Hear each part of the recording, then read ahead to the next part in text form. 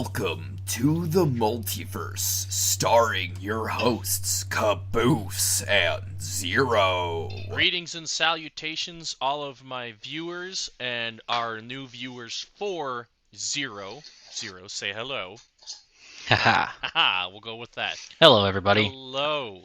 Yeah, we're gonna go We're haha. going to go with haha. All right. Welcome back to another amazing episode of InfiniGeeks and the Multiverse of Nerdness, Session 1. Now, to some of you who are jumping in for the first time, wherein you're confused where it says Session 1 or Episode 1, is because the last episode we did was actually Episode 0, and we considered that as kind of like a D&D session where we take that time to introduce ourselves, let you guys get to know us like a DM would do for the characters. And from now on, all of them will be session 1, session 2, so on and so on. But we are super excited to be back. I don't know about you, Zero. I've had a nervous day all day today. I'm extremely excited. We just super excited to be back. It was a decent enough break since our very first episode, which on my part, I'm going to thank all of you guys. It was a tremendous love and support that we got from everybody for all of you coming out, and I know I appreciate it. I believe Zero appreciates it too, since that was his first time on Yeah, Twitch too, if I remember correctly. I I'm sorry to interrupt you, but yeah, I really do appreciate it. I'm hoping to try to find more time to start streaming on my own here at some point. But until then, I hear everything good and or bad, if there's any bad, from my brother here. So I'll try to keep up.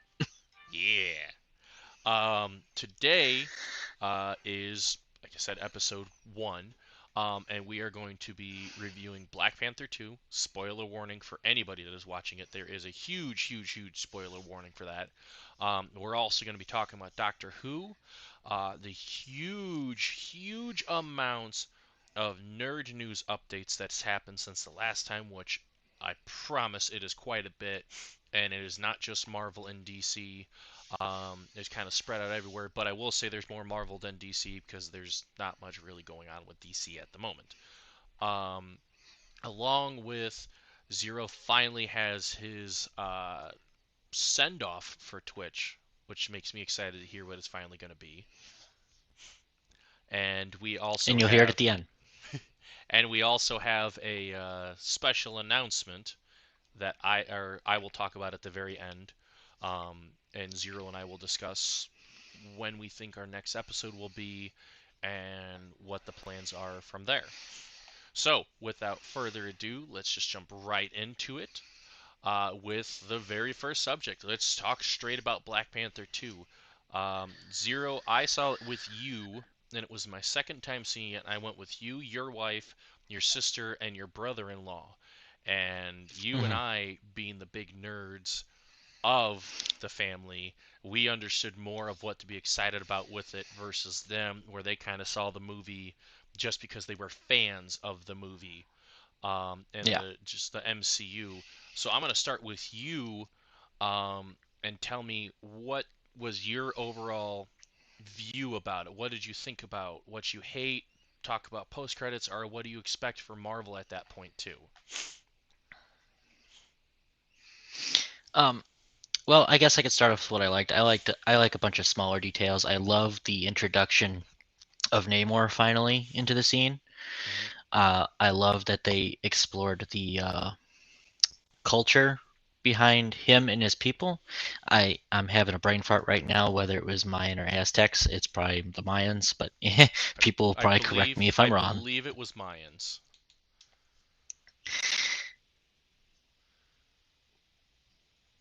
Okay, okay. I believe so too, but if I'm wrong, you're feel free to roast me, everybody. Um, I do like that introduction, given there's rights issues with his character between Disney and Marvel and Universal, but I'm glad we were able to get him. I do love the new suit. Oh my goodness, the Black Panther suit. Honestly, out of the iterations I've seen, we've seen three different ones, and I love this one. Hmm. I think this one's my favorite for the MCU. I don't know. It just struck a chord with me. It looks amazing. Um, I love the introduction to some new side characters, especially like you said, spoiler alert, Ironheart was just amazing to be thrown in there, and I like how they're getting her started. Hmm. Um, things I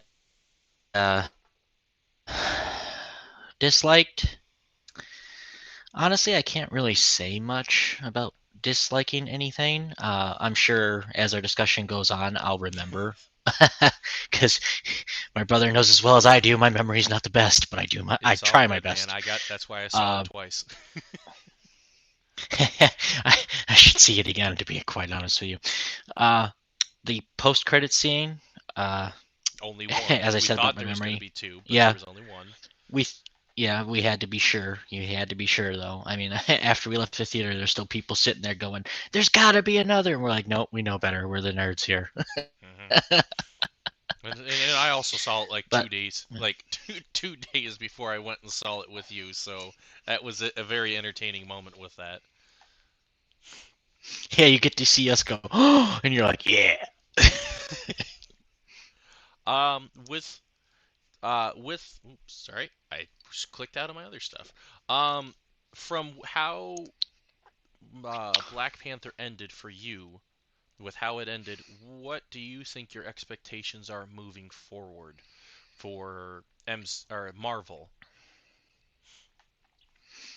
I think Marvel, in way in the future, is heavily setting up for a Young Avengers team.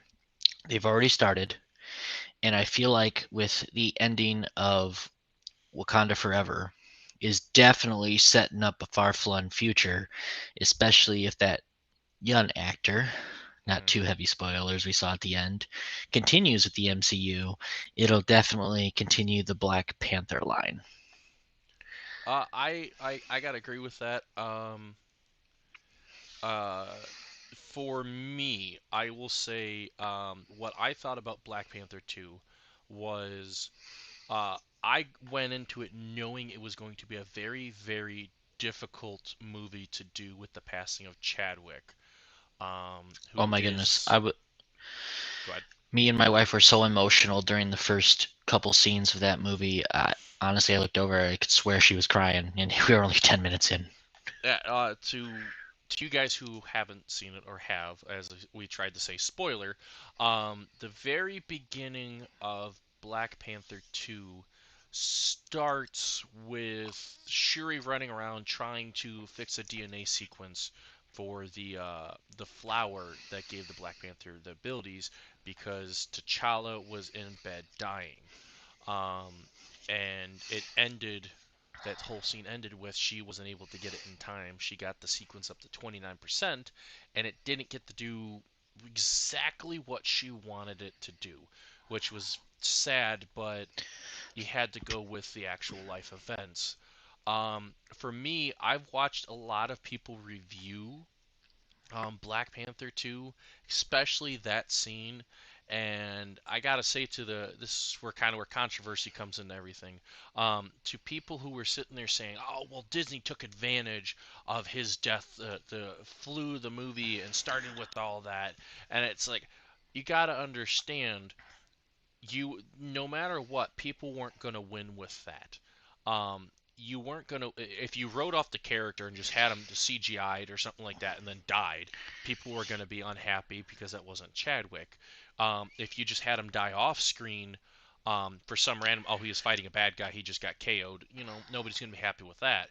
But to keep this one closer to the fact that people couldn't prevent that death, I thought was a very, I would dare say, a touching moment because it took everything that happened in real life and made it more of a beautiful picture about it. The whole movie as a whole, to me, was dealing with death, dealing with trying to move on, and dealing with the remembrance.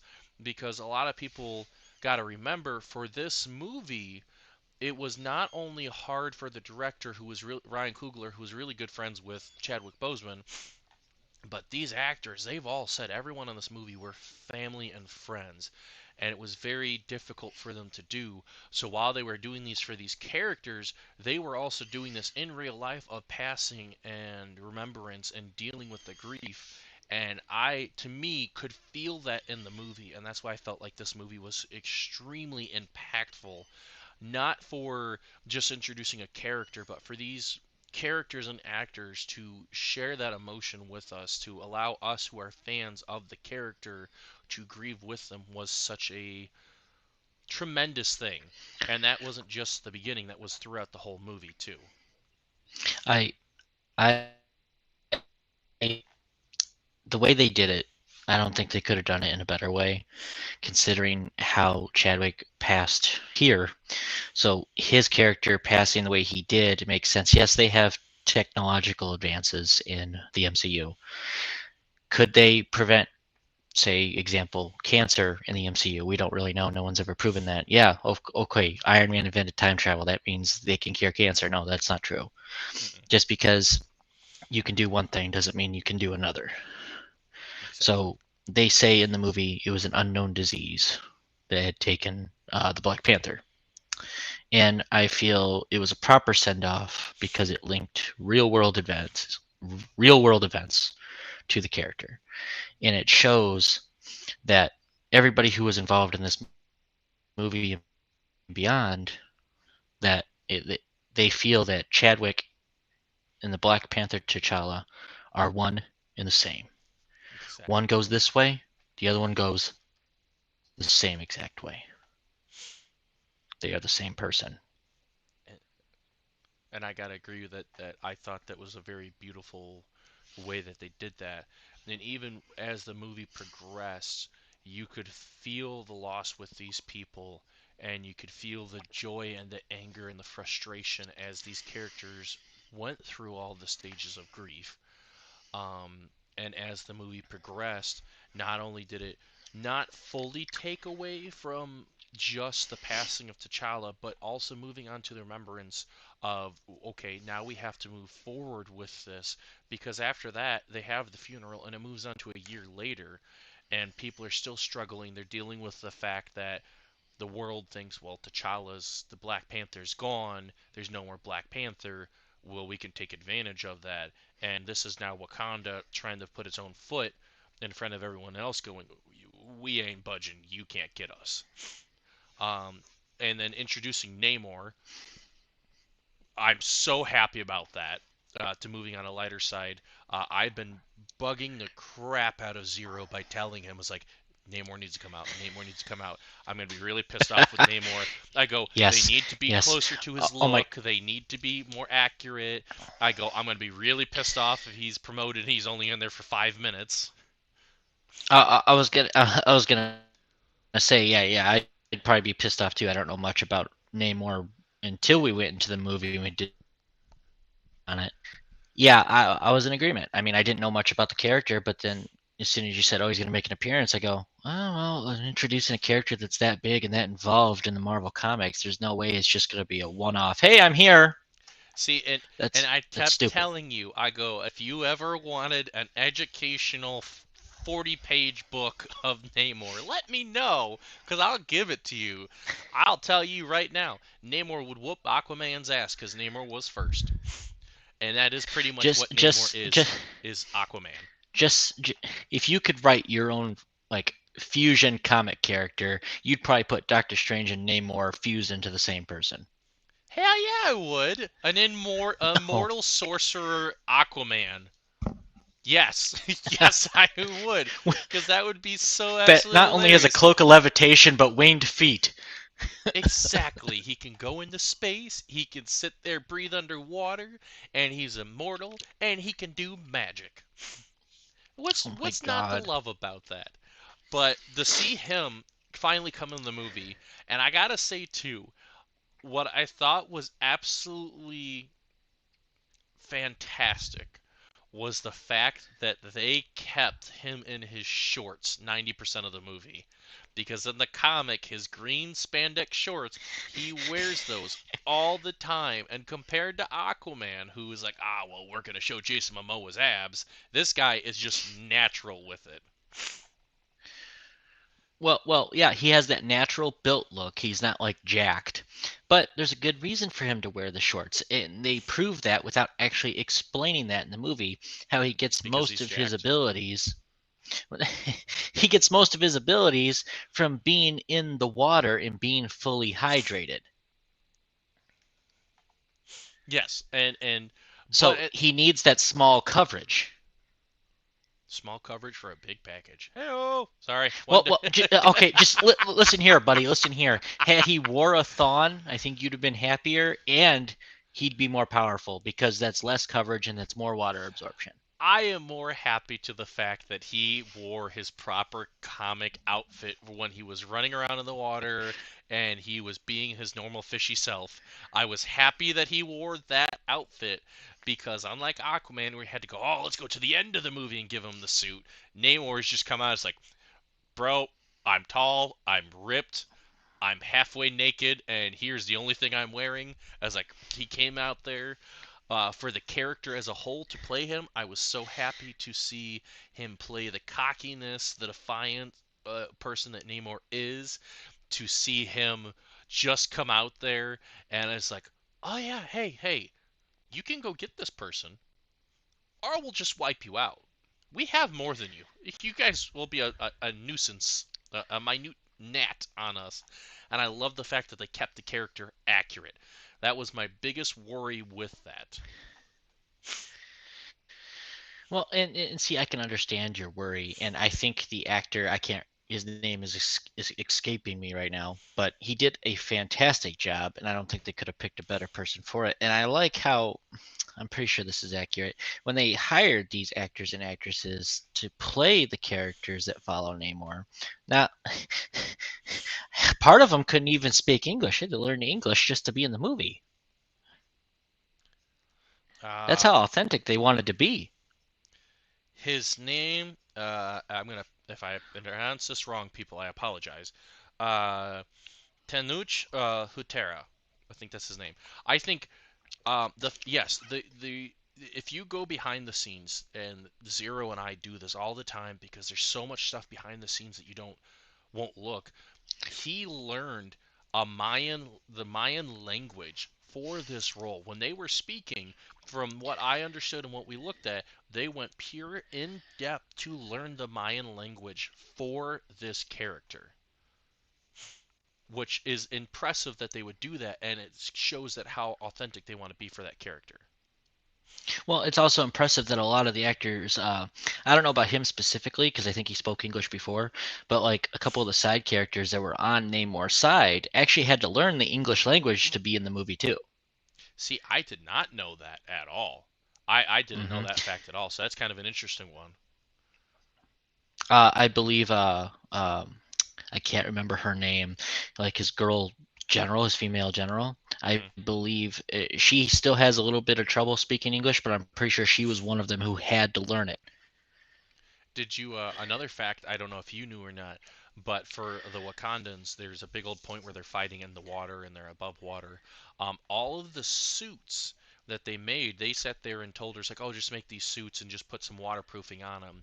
And she went, the person who, the costume designer, went and redesigned all of the outfits and made them from scratch to be fully waterproof, which is pure dedication to that.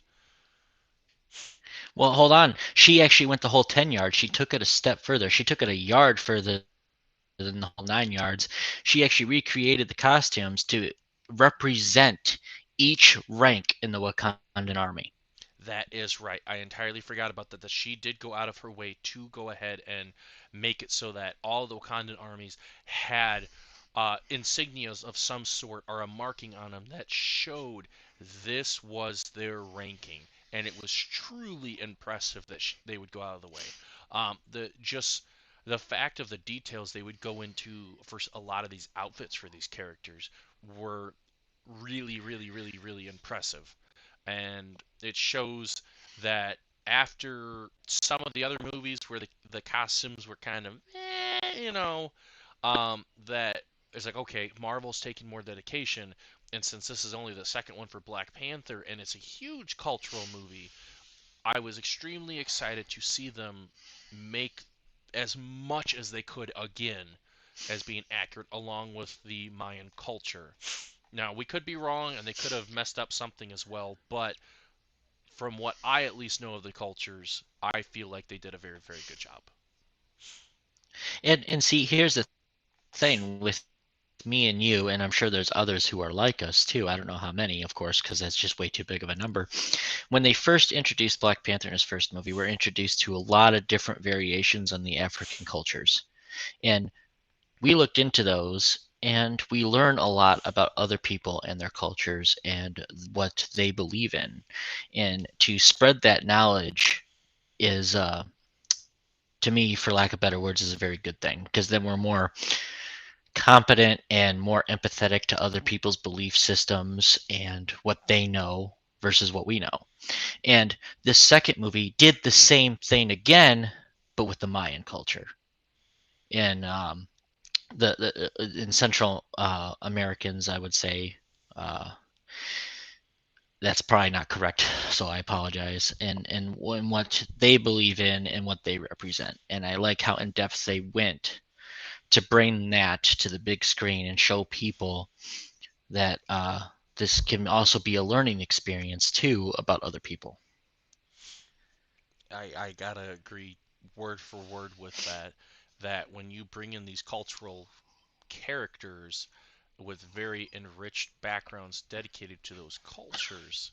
Now, granted, in the comics, Namor is Atlantean, but because of Marvel, DC, all that bullcrap, they couldn't do that. But the fact that they went Mayan with it, I thought was very cool, and the fact they tried to do as much cultural impact with the characters as they could was extremely exciting for that as well. Oh yeah. Oh And my oh, goodness. go ahead. Oh, go ahead. I'm sorry.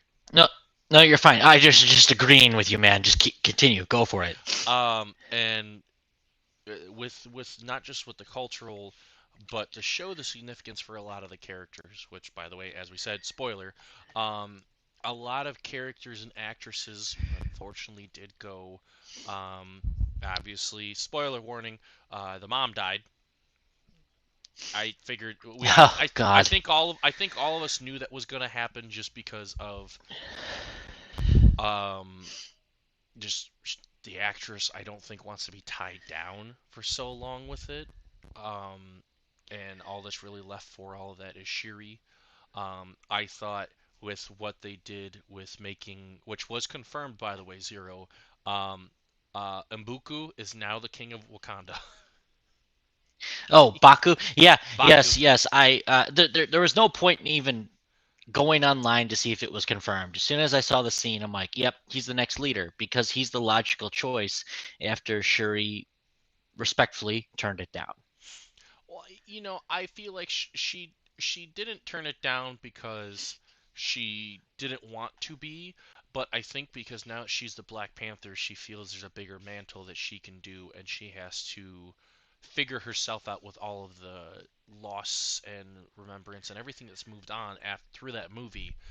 And taking in the new role to replace her brother as Black Panther is huge shoes to fill, and it was one that she wasn't even expecting to do. So for her to go in there and move out into the world and everything, which they did say at the after all the end of the credits, Black Panther will return.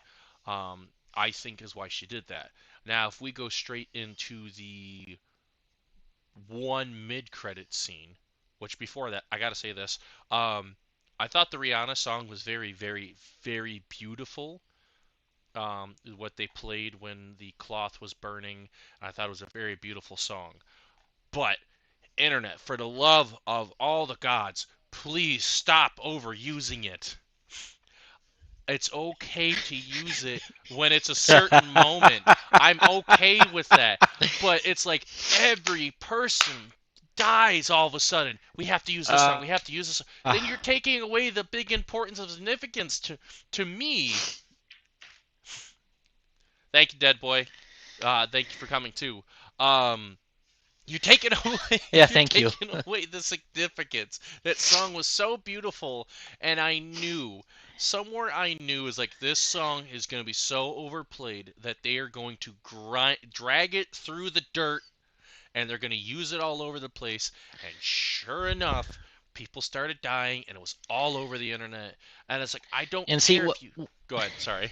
what's no, you're fine, and you're right. The song was fantastic, but now that it's being overused, it's like, hey, listen here. You got so many unique artists on the internet, so many.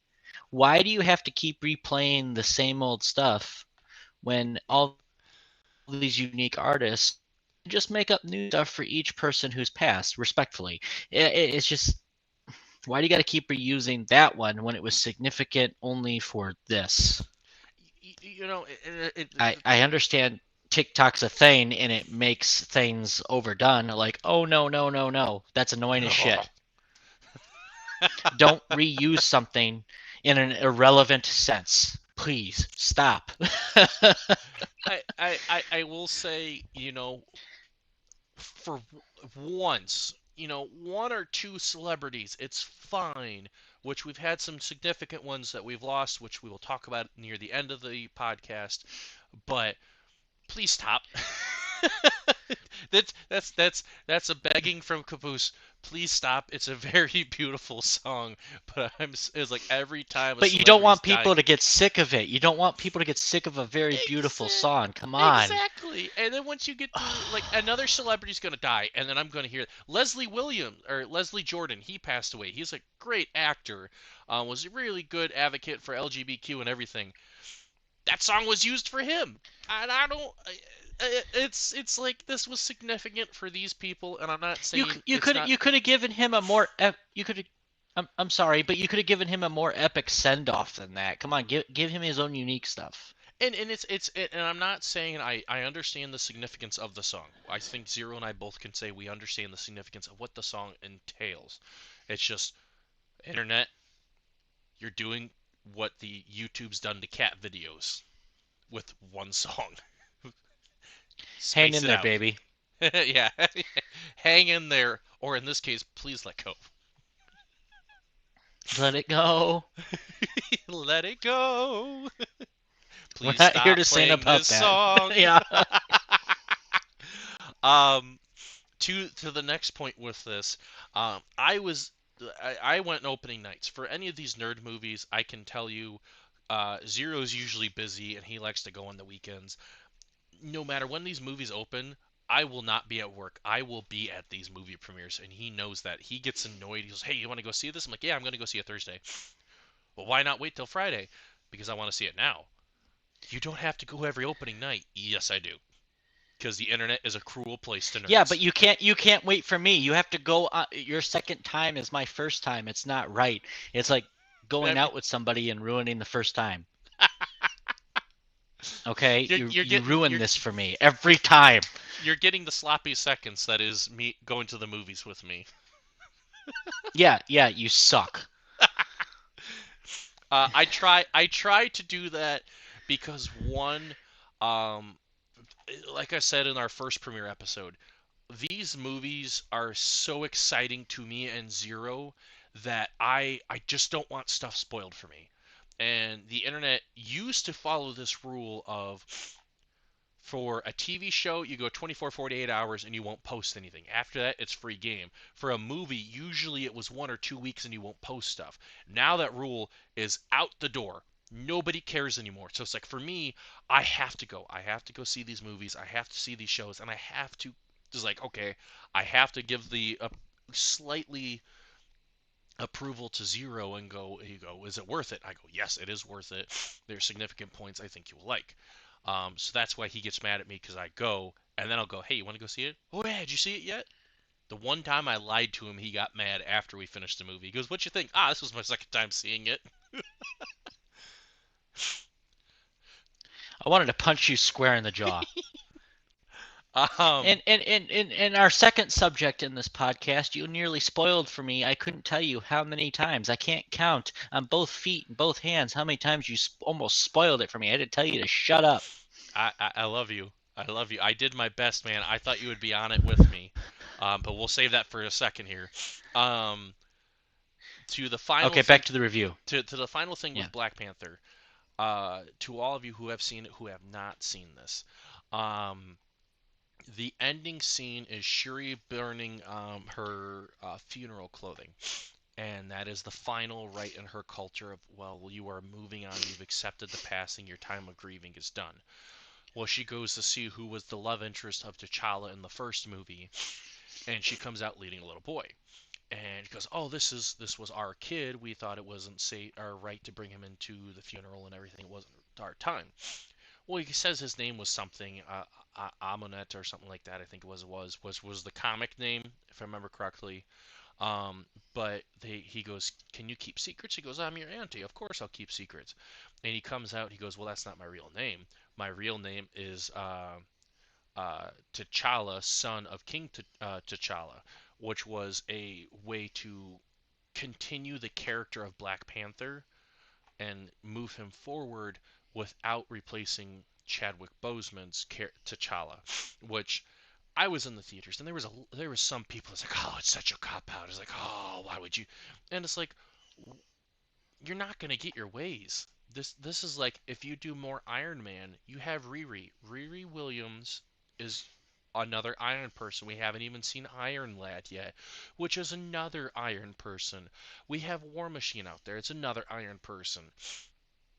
No one's gonna replace Tony Stark because that was Robert Downey's role. It was perfect for him, just like T'Challa was perfect for uh, Chadwick Boseman. So to continue that of saying, "Hey, this character is a son of him, but we're gonna do it this way," was such a to me was a beautiful tribute and a send off and a continuation for this character all at once. How did you feel about that, Zero? I felt it was probably the ultimate way you can honor someone because look at it this way. Me personally, I was named after my father, and my father was named after his. It's a way of honoring the previous generation by doing something like that, and kind of like a passing of the torch to the next generation as he I stares at his screen. I'm sorry. There's other things I was doing. The joys of being the moderator on my own and running all my systems. Hopefully, That's Infinity that. won't That have. means we got to get our guy in the chair Yeah, online over here. we'll have the guy in the chair soon. I promise. Um, I agree with it. I'm not really named after anybody, but I feel like it's a good remembrance. Um, as I said, and I stand by this, when my wife and I have our next kid, the middle name is going to be after my brother here, as a tribute to him, because he means so much to us. You're making me emotional. Stop. No, I won't stop. I'll stop. I'll stop when you're crying. You're probably gonna get that at the end of this. um, but I thought overall, if I go through the whole phase of all the movies for Marvel for the MCU, I thought, excuse me, that Black Panther 2 and Spider-Man No Way Home were the top tier biggest movies for this series, and I was super excited about that. And And Black Panther 2 definitely deserves a spot in the MCU collector's shelf. If any of you collect them, I strongly recommend that you get that one and you watch it. and And, if and I'm sorry to interrupt, but it seems like MCU right now is going in the way of sadness and depression. Everybody losing everybody. I mean, if you look at like Peter Parker and Shuri, they lost everything, and now they got to come back from that. Thor lost the love of his life, and now has to come back from that. I mean, and then you'll get we got a future episode probably talking about the Guardians of the Galaxy holiday special. I happened to see that, by the way. I doubt it was before you, but that was also very joyful and sad. it So was, but yes, I did see it. I watched it yesterday, and I have constantly been listening to the soundtrack on my phone lately. Because since it's past Thanksgiving, I accept Christmas music now. welcome to depression. Gotta love it. um, but moving on from Marvel, we are moving into the sci-fi portion, which if you can't tell behind zero on the wall right there, can't see what that other side. There you go. And then on my I'm end, sorry. I'm looking at the yeah, camera. I'm all screwed up. did you find your Sonic? Because I found my Sonic. My batteries died, so I uh, can't make the noise, but I found my Sonic. I looked everywhere. I can't find it. I think it's hiding in one of the bins I used to move from my old house. I'm No. depressed. um, this is a huge, just like Marvel for us. First off, this is the debut of any sci-fi in the multiverse. I don't consider Marvel talk sci-fi, even though there's sci-fi aspects to it. I don't consider it sci-fi because it's Marvel and that's its own subject. Okay, hold on. This is what we're doing. We're changing subjects. Yes, you're right about the sci-fi thing. We're like America Chavez, just jumping through the multiverse right now. We're changing subjects, almost Huge, completely unrelated. yeah. Insert doorway somewhere over here. We're just stepping through it. We're But taking your hands. it's not the shape of a star. It's not the shape of a star. It's the shape of a TARDIS, Exactly. We're walking through the TARDIS because this subject is bigger on the inside. just like you. We are, as he said, moving straight on to Doctor Who. Um, I know for Zero, him and I are huge Doctor Who fan. Very fun fact for it, Doctor Who is the reason that him and I are brothers. Because the very first time I played Dungeons and Dragons, I made my character and he got set to make my character with me. And when we did the character creation, it was like, okay, let's do random name for my elf. It was an elf archer, level 10. And we put in a random name generator, and the name that came up was Davros. And I go, oh yeah, it's perfect. And Zero was like, oh yeah, you like it? I go, yeah. You know, the more reason the name is significant is because it was the creator of the Daleks. And he just kind of looks at me, and goes, I love you. We just looked at each other like, okay, we got a bromance going now. And from there, it was obviously Um, look look at where we're at now. 10 plus years, brothers, finally doing a podcast together. So excited to do this. And we're talking about we finally have circled around Zero to talk about the subject that has brought us together. Well, imagine that. We have circled around, and now with zero interruptions, we get to talk about the subject as a whole. And I'm we so we did a excited. full circle. We did a full regeneration into this. A full regeneration, I'd say a few at this point. For 10 plus years, let's see, 3, 6, 9. So we've gone through about three and a half Okay. regenerations. If you imagine just like the show, a regeneration every 3 years, we're in our fourth variant. No, we're about three and a half. We're almost to the fourth variant. Well, no, because you got one, two, three, then six, then nine. You regenerate at 9, and if we're at 10 years, you're in the fourth variant. All right, fine. I'll give with that. I will give you that. So, with this subject, obviously talking about it, um, what I'll start with you again, Zero. Unless you want me to go first. The question I'm going to have for you and I is, how did we find Doctor Who, and what has kept us hooked for as long as the show's been going on, at least in our existence? Well, if I'm going first, ladies first, I guess. Um, it's kind of for me anyway, it's kind of like sad and angry in a way because when I Hmm. first started watching Doctor Who, I was introduced to it by an ex of mine. She liked it and she's like, "Hey, you should try it out. It's been out for a few years. Let's see if you like it, right?" Okay, yeah, that's fine, whatever. So I decided to watch the first episode. Wasn't in It wasn't right away. I couldn't tell you the exact moment in which I got hooked. I would have to say it would be the moment when Chris Eck goes, "Everybody lives," and the excitement in his voice is when I was like, "Oh my god, holy crap!" and I don't know why, but it hooked me from there. And I've been watching it ever since. I have some catching up to do with Jodie Whittaker, but everything from Chris Eck up until that point has been awesome.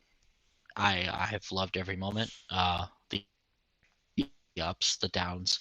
I've looked back into the previous incarnations. I've watched the '90s movie. I didn't go further back to watch any episodes because I know they're older and it's harder for newer generations to get into the older stuff because, in lack of better words, it's kind of corny, but I'm sure at some point I'll end up watching it because I'm such a fan. But I still read up on them and I enjoy at least the spark notes anyway of their stories. And now with newer episodes, them bringing back older villains is amazing to me. It's not just Daleks and Cybermen and the Master now. You got the Sea Devils returning and other random one-off villains that just show up out of nowhere, and you're like, okay, this is nostalgic. This is cool. And then I just finished Power of the Doctor today, and holy shit, the that episode by itself is amazing. Yeah, people are gonna roast me for jumping in between Jodie Whittaker's episodes, but I had to watch it because we needed to talk about this today, and I got no better words than holy fuck. Uh, Sorry. First off, hello, Nile Cake. I'm sorry you're not feeling good. Thank you for coming in to give us the support, no matter how you can. Again, hope you feel better soon. I know a lot of people are getting sick with the cold season coming around, so I thank you very much for stopping in and chilling out with D- us and just listening however you're going to. And again, I hope you do feel better. Also, hello. Definitely do your best to take care of yourself, and if you have any mucus like I get in my throat, I found that pure, straight up either Everclear or whiskey clears the mucus right out of the throat if you have that problem. So On the other hand, who is a non-drinker anymore, um, chai tea, if you can stand that, chai tea is very good for the throat because of the cinnamon flavor to it. Hello, Tucker Deceit. did it. Deceit, I can never pronounce your name correct. Tucker did indeed do it. Um, Chai tea is very good. I always like to add a little bit of vanilla so then it kicks away the spiciness of the cinnamon, but it still keeps it smooth. Um, that's a good thing. You'll get that oil diffuser working. To me, zero. I found Doctor Who entirely on accident. I had zero idea what it really, was. Yeah, so really, me growing up, uh, when my dad or my mom was at work, they would drop me off at my grandfather's tax business. When he was younger, he had one in my town I was born, and he would put us in this little room. Not much deaths. Doing good. Thank you for coming too. Um, he would put us in my sister and I had this little filing room, and he would have just toys for us to play with and everything like that. And there would be a small little TV that he would, and I mean, I'm talking like TV was about yay wide, about this tall. Yeah. It is, and it had little antennas. You know, the ones you had to move back in the day to get the proper signal. But he would always have it on PBS. So Sesame Street was on, and then when Sesame Street ended, this random show came on, and this was a show that had, obviously now that I'm older, I knew they were reruns. But it was a dude in a fedora and a giant colorful scarf, and I'm like, this seems better than Sesame Street. it First, sounds better than Sesame Street already. exactly. He has a giant scarf. I like his hat. And from that, like I said, I knew that I liked that better, and I actually got mad when it ended because I have no way to rewind this. The channel changer wasn't even a remote. It was a little clicker on the side that was a winder that had channel one, two, three. Yeah, it sucked. Um, yeah. So then I got mad. So then I would look forward to going back to the house anytime to watch it. And then when I found out it was on PBS, I had my parents just turn it on at the time so I could watch it. And then obviously throughout time, I kind of forgot about it because as kids do, I had other things going on in my life. Flash forward all the way, when did I step in? I got reintroduced into the series back with the premiere of Matt Smith. Wow. Yeah, I got reintroduced to Matt Wow. Smith, and when I found out that this was the continuation of this show from way back when, the person who reintroduced me to it had me watch Christopher Eccleston, watch David Tennant, and then a lot of stuff from Matt Smith suddenly made a lot more sense to me. And from there, it's like, Now you're like, oh, wait a minute. Holy shit. yeah, it's like I'm sitting there going, wait a minute, that's from this character from this season and this episode. So It's now like that meme with the girl and all the math facts in the background. I always like to think Sunny in Philadelphia, where it's the guy with the conspiracy board on the back, and he's like, right here, this is where it leads to. Yes, that works too. Um, but for me, when I finally found that I was immediately drawn back into it, because I reached that point in my Yeah. life where, like I said, I was more of an outcast. I had all of these shows that I could relate to, and what led me back to being hooked into the series, which I still am to this day, has to be that, um, one, when they do a proper historical episode that doesn't have a life lesson, um, it makes me super excited to watch those. And just to see them come up with new creatures that I gotta say, with Doctor Who, that's probably one of the coolest things to do, where yes, you have the return of the popular ones, you have the Cybermen, you have the Daleks. Once in a blue moon, you have the Jadoon, which are the little rhinos police force. But then you bring all these new creatures all over the place. You had the Family of Blood and David Tennant's, which they look like humans, but they're alien bounty hunters. You are very welcome for that shout out. Thank you for doing that, Pixie. Um, you have Mr. Sweet, who was in Peter's season, I believe, which was the little green alien that just fed on the people, where he was cocooning people in his secretion. I think that was Peter, yeah.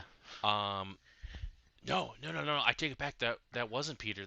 No. That might have been Are you no. sure? I think it was Matt Smith. Okay, this is going to turn into a year-long debate. Yeah, I think it was Matt Smith. If someone wants to fact check me on it, I think it was Matt Smith that was his season. Um, but just to see them introduce more people, like the greatest one in my opinion, um, from David Tennant's era. You go back to Pompeii, which is a huge historical accurate, and you're gonna go, oh well, the reason the volcano's exploding is because of giant lava creatures. It's like lava creatures. Yeah. Um, but for that, it's just it keeps me hooked because I want to see. Uh, yeah, see, haha, we got a Hoovian in the chat. I don't think the Family of Blood were bounty hunters. They just wanted to live forever. I think they did, and they had to feed off of the essence, the lifeblood of people to keep living. But I think they were also escaping war that was happening in space for that season.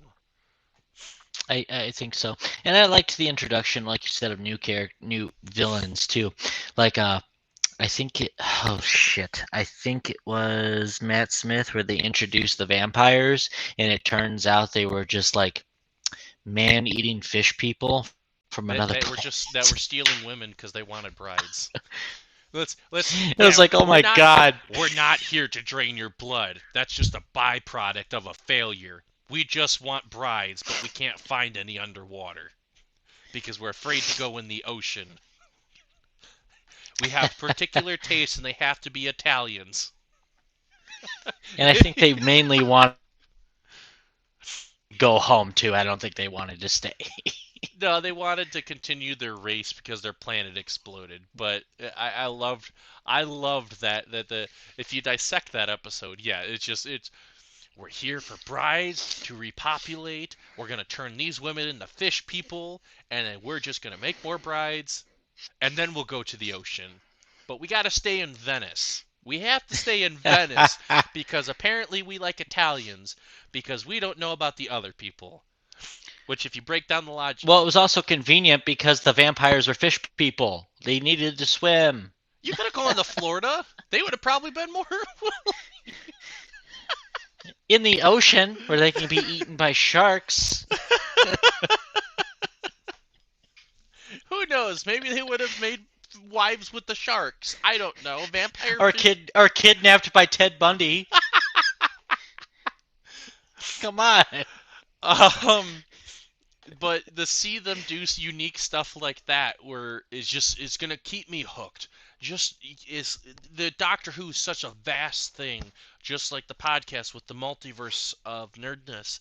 Is there's just a vast universe that they play with, and I love that, and it will always keep me drawn. Um, and that's my opinion of how that's kept me hooked.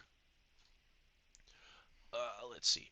Um, Oh, Now, I love that. ooh, Or this is from Death. I'm sorry, didn't mean to interrupt you. I love that so many of the episodes were people who lost their planet, and it's always explained at the end of one of the seasons. It was all connected. Yes, that was right, because that was Matt Smith, and that was having to do with the crack in the universe.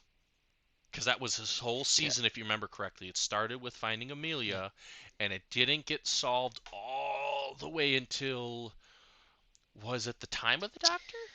Was that the name of the episode? shit. I Let me think let it me check was my the nerd wall. time, but it Let me check the yeah, nerd wall. it lasted at least through his 3 seasons.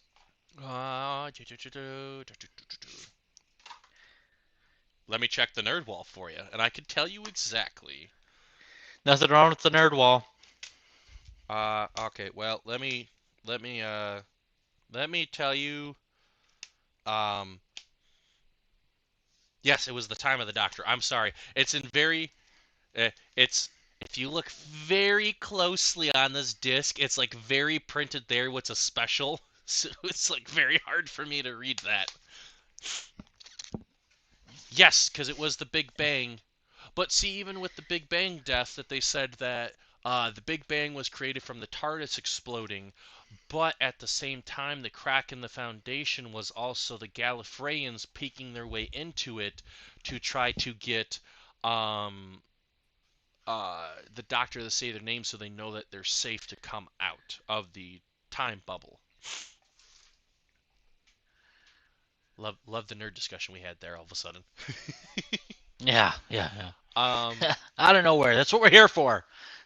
I'll go first on this one, but the next question that I have for us is, um, why do we think Doctor Who has lasted as long as it is, and why and what do we think the impact on the sci-fi genre as a whole what it is? Um, like I said, I've been having you go first, so I'll go first in this one.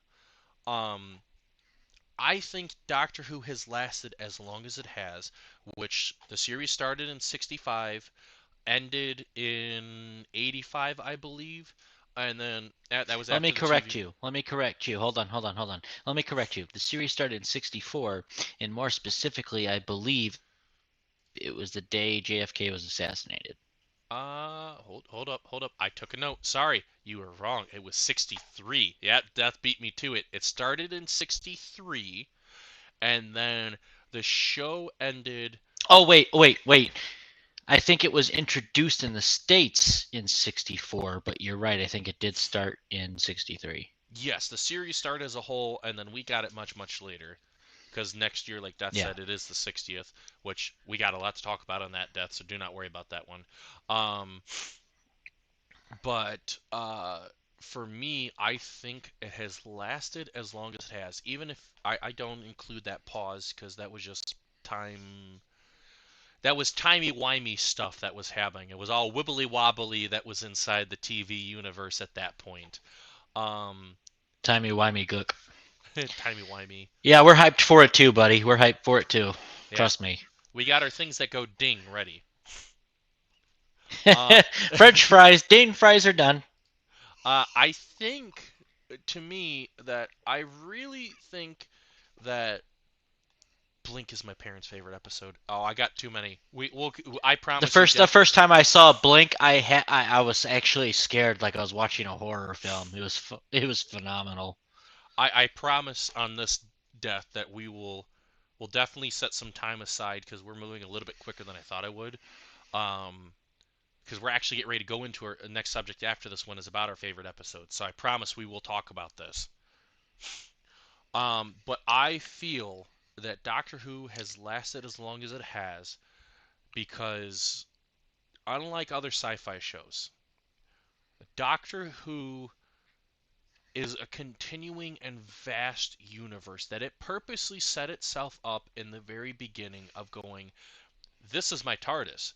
This can travel in any time, any place, any point in space, and any universe. And by doing that, it has set itself up to continue with numerous stories, numerous universes, numerous time places that you are places in time that you can go to, and it's not just our time, Earth time. You could go to a different planet's time. And I feel like it's lasted as long as it has because one, it set itself up for that, and two, it also, unlike other sci-fi shows, it's not afraid to take the punches. It's not afraid to deal with the bigger, difficult decisions that characters have to do, and the consequences that we as the fans get to see for their actions. Where granted, you can see shows like or movies like Star Wars or Star Trek, or you can watch Battlestar Galactica, or you can watch all those shows. But when you watch those sci-fi shows, you already know something's going to lead into this decision. So you're already kind of you already know what's going to happen. You're just like, oh, this guy's leading into being a difficult decision, but he's going to make it anyways because he's a bad guy. With Doctor Who, uh, with a lot of the older ones, especially now, um, you don't know with a lot of that stuff. Like I'll bring up a great example. I truly 100% did not expect Amy and Rory to go out the way they did in their final episode. I knew that it was coming to the end of their run. I knew that. But I didn't expect that they would escape from the 1960s to pop up in this graveyard and then for an angel to go, boop. I didn't expect that. And that's what it's so good about that show is you're not going to expect that stuff. You're not going to expect like David Tennant in the episode with Donna Noble in in the fires of Pompeii. Please just go save one person. I can't. It's a fixed point in time. What does it matter if you save one person in this fixed point of time? And you see the struggle with this character of not being able to interact with the timelines. But then he realizes what impact is this tiny people going to have? And it's a hard decision for that because Time Lords are basically the protectors of time. They make sure time. So for me, I feel like that's why it's gone on for so long and why it's so popular because it's not afraid to make those punches and it will never not take those surprises that you will never see coming. And I'm sorry to interrupt you into your next I don't know what you'd call it, but when it came to Fires of Pompeii, you could tell even down the line into Capaldi's era that had a significant effect on him. It's a fixed point in time, and he was able to do something about it. It was so influential on him. When he first regenerated into Capaldi, he actually said, "Why did I choose this face? Why did I choose this face?" And then later on, you see flashbacks to Pompeii. And the minor significance of it that's dribbled through like 3 or 4 episodes after Pompeii happens. And then you lead into the episode that I saw today, Power of the Doctor with Jodie Whittaker, and you think, oh gosh, the little driblets from Fires of Pompeii until now are going to come to fruition. Something is going to happen, and it's going to make us all shit our pants. Exactly. And that's another thing where with it being the show, it will leave something from one season, and you'll sit there and go like a continuity. It's like, well, this never got wrapped up back in that point, and then when you get all the way to the end of the season, it's like that. Like, great example, Peter Capaldi and Matt Smith at the end of his run both had Clara Oswald as companions. You get to see Clara's beginning and you get to see Clara's end, and you're just like, oh well, that sucks. That's going to be the end. You would want to see some form of a um, send off with that character since it was so significant for the character development for the Doctor, for Matt Smith's end and Peter's beginning.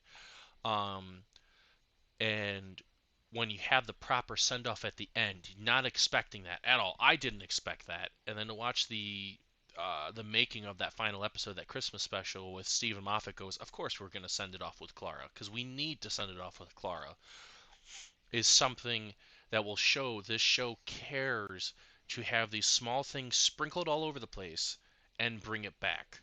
And for that, I think it leads into my other part of it being the impact on sci-fi.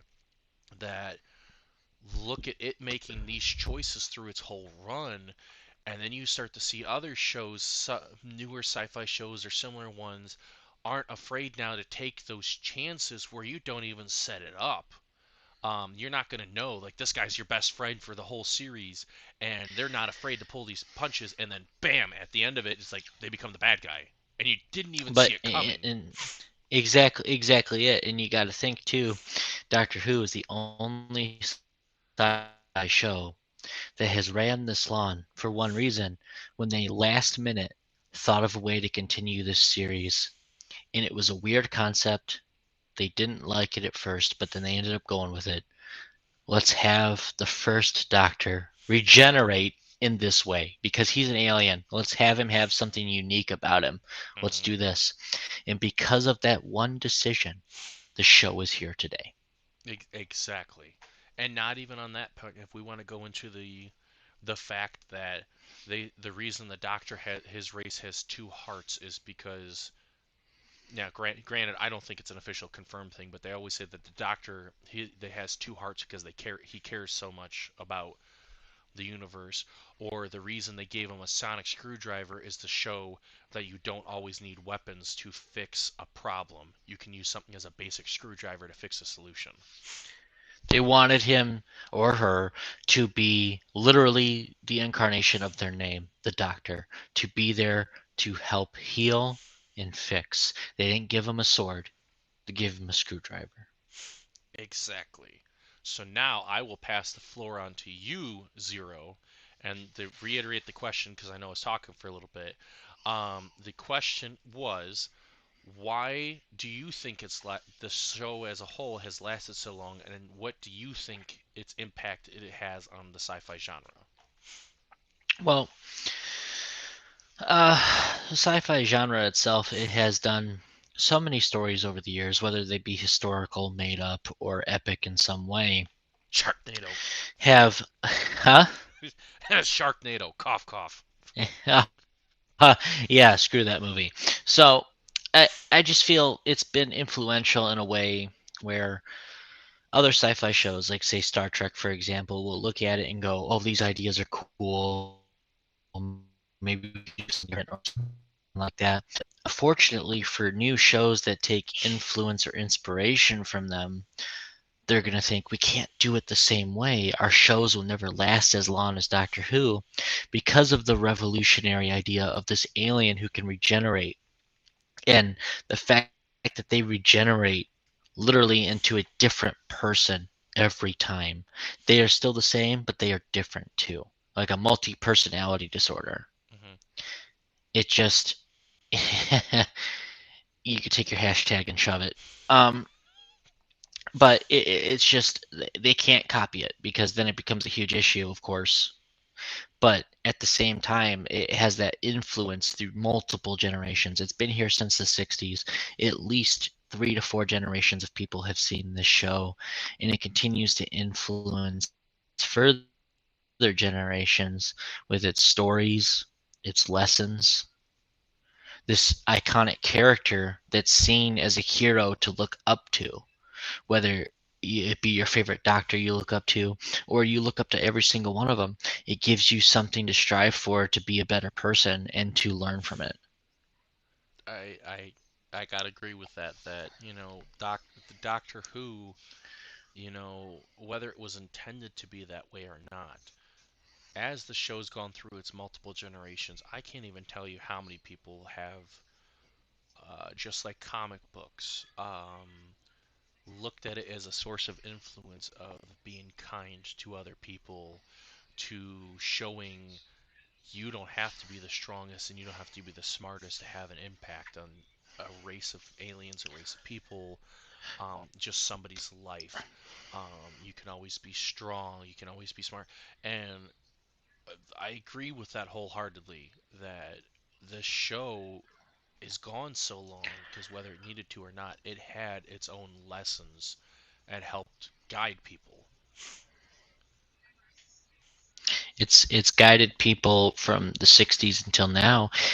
It's guided people probably in such a way, excuse me, like say it wasn't my parents never watched it, but say my parents did watch it. If it guided them in such a way that it influenced them to raise me a certain way. And then if I watch it, I learn from them and I learn from the show, and it continues on.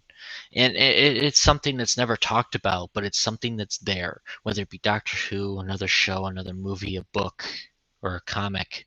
Something you see can influence you in such a way that influences a future generation, and to show them there's a better way to be a good person, to be smart, to think of it outside the box, or think inside the box because it's bigger on the inside. However you want to view it. But Exactly, and I think like that if we look at the pantheon of all the sci-fi shows that did have those lessons that kind of went naturally with them, that flew with it, I think Doctor Who is on the top. Then you can go Star Trek, and I would go Stargate.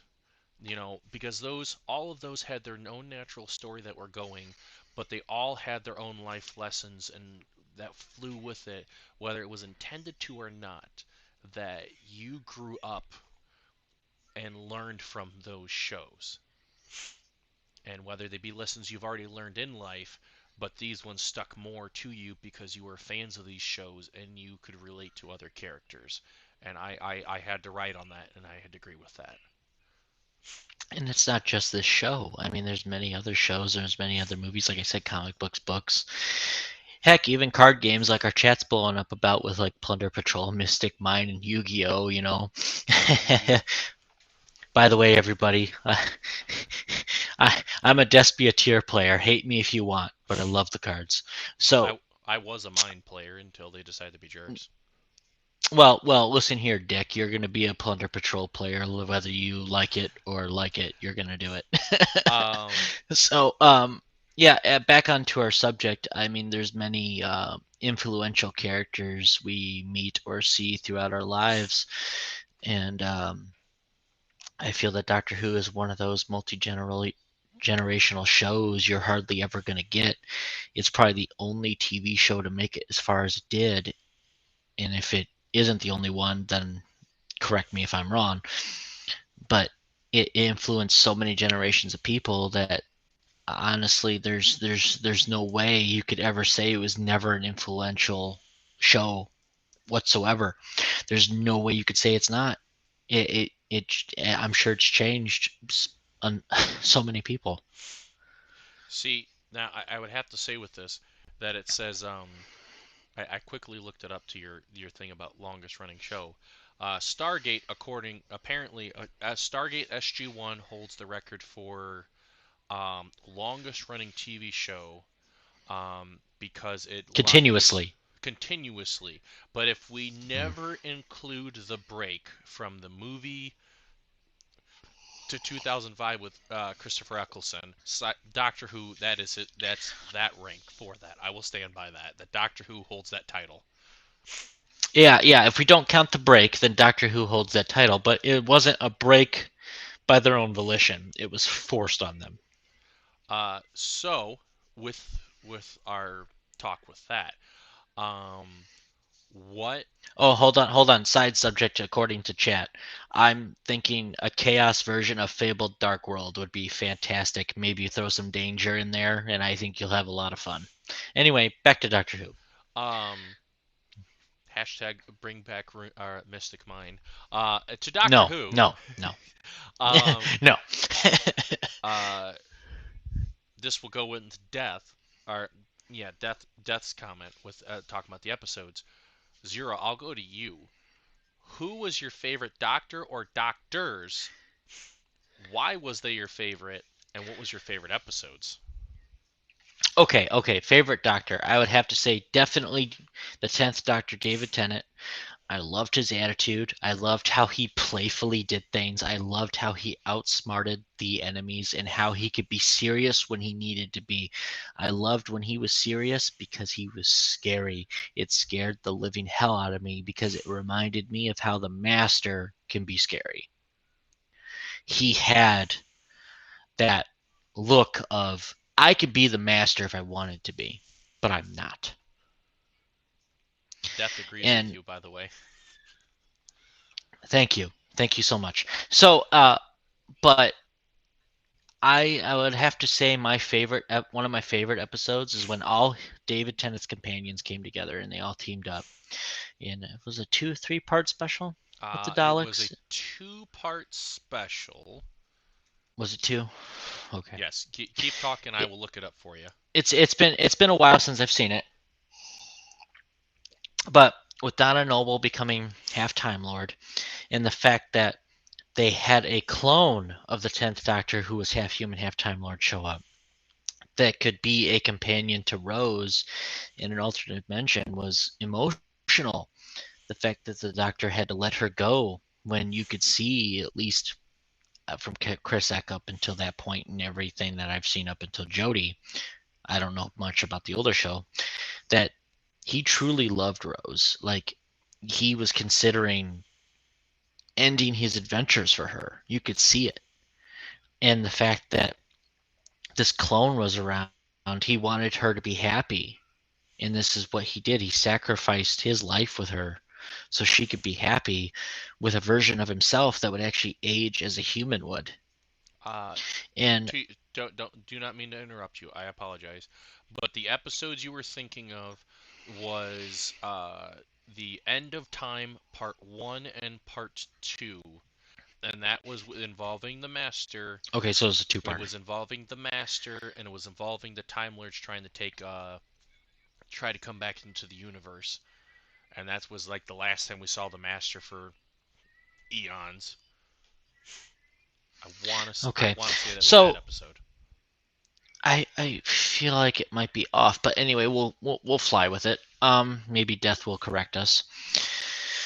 But it's just the fact that he had to give up essentially everything he cared about when he lost her, and he couldn't even say, because his time was short, that he loved her, even though she knew what he was going to say. I take it back. I'm And sorry. It was Journey's End. okay, Journey's End Journey's was the End, one and I'm thinking of. it was a Dalek based episode, I believe. Yes. Um, I can't remember. Was it 3 parts or 2? It was. I apologize on um interrupting. It was a technically it what it didn't say it was a two-parter, but it was quote unquote a two-parter. It started with Stolen Earth and then Journey's End, and then they had another specials that came up with the one I just talked about beforehand, where he properly regenerated at the very end of it. What's up, Nasakun? Okay, okay. Back to your conversation. Hello. I'm sorry. Um, no, you're fine. I have to say those were my favorite episodes. It was very emotional. It took me deep into a place I never thought I would go.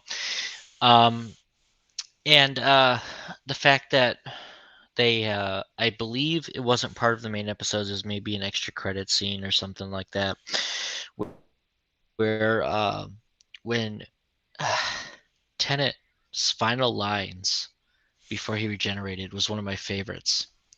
In the fact that it wasn't scripted. It, he said, "I don't want to go," and so in such an emotional way, it's got me on the verge of crying.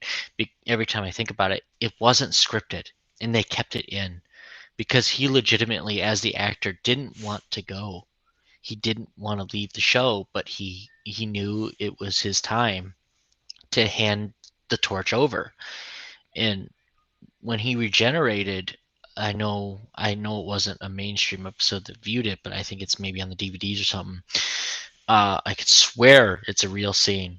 So correct me if I'm wrong, everybody. But when he regenerated into Matt Smith, the 10th Doctor variant on the alternate dimension Earth that lived with Rose woke up from a nightmare thinking he was the one who regenerated. And it I can't say I being there. remember that scene, but I wouldn't And say it's not that's there. what Okay, I'll have to look it up to be sure. I could swear I did not make this up. But if I did, well, then I guess everybody can shoot me. But I wouldn't say shoot you. I would sit there as say long as let that that be scene an exists, actual scene. I'm pretty sure it's an actual scene. And if it is, I'm waiting for that to rear its ugly head. I feel like there's something to that, and the possibility of the 10th Doctor returning and Rose returning together for a big story is going to happen. We just don't know when. Uh, I'm gonna assume it's my turn now. Yeah, go ahead. Doctor. I will take that into consideration, Game Master. I've already been working on stuff behind the scenes. Um, all right, so if I go classic Doctor Who, if I go the original Doctor Who, because I Oh, hold on. I'm pretty sure Time Thief. Hold on. I'm sorry to interrupt you, bud. I'm pretty sure Time Thief was actually based on a certain type of manga, but at the same time, I believe you are correct. It was loosely based on the show Doctor Who of Time Lords and stuff. And I have debated playing Time Thieves. I do have the whole archetype sitting here somewhere. Anyway, back to you, Caboose. um I like chaotic decks in Yu-Gi-Oh. If I like the stuff that doesn't make sense to other people but me. Um, but if I go classic Doctor Who, because I've had the chance to actually be able to own some of the older stuff and watch some of the older stuff, which actually, if I go back, Zero, you're gonna like this, and all of you guys will. I found this at a Barnes& and Noble in a discount bin, and I lost my crap.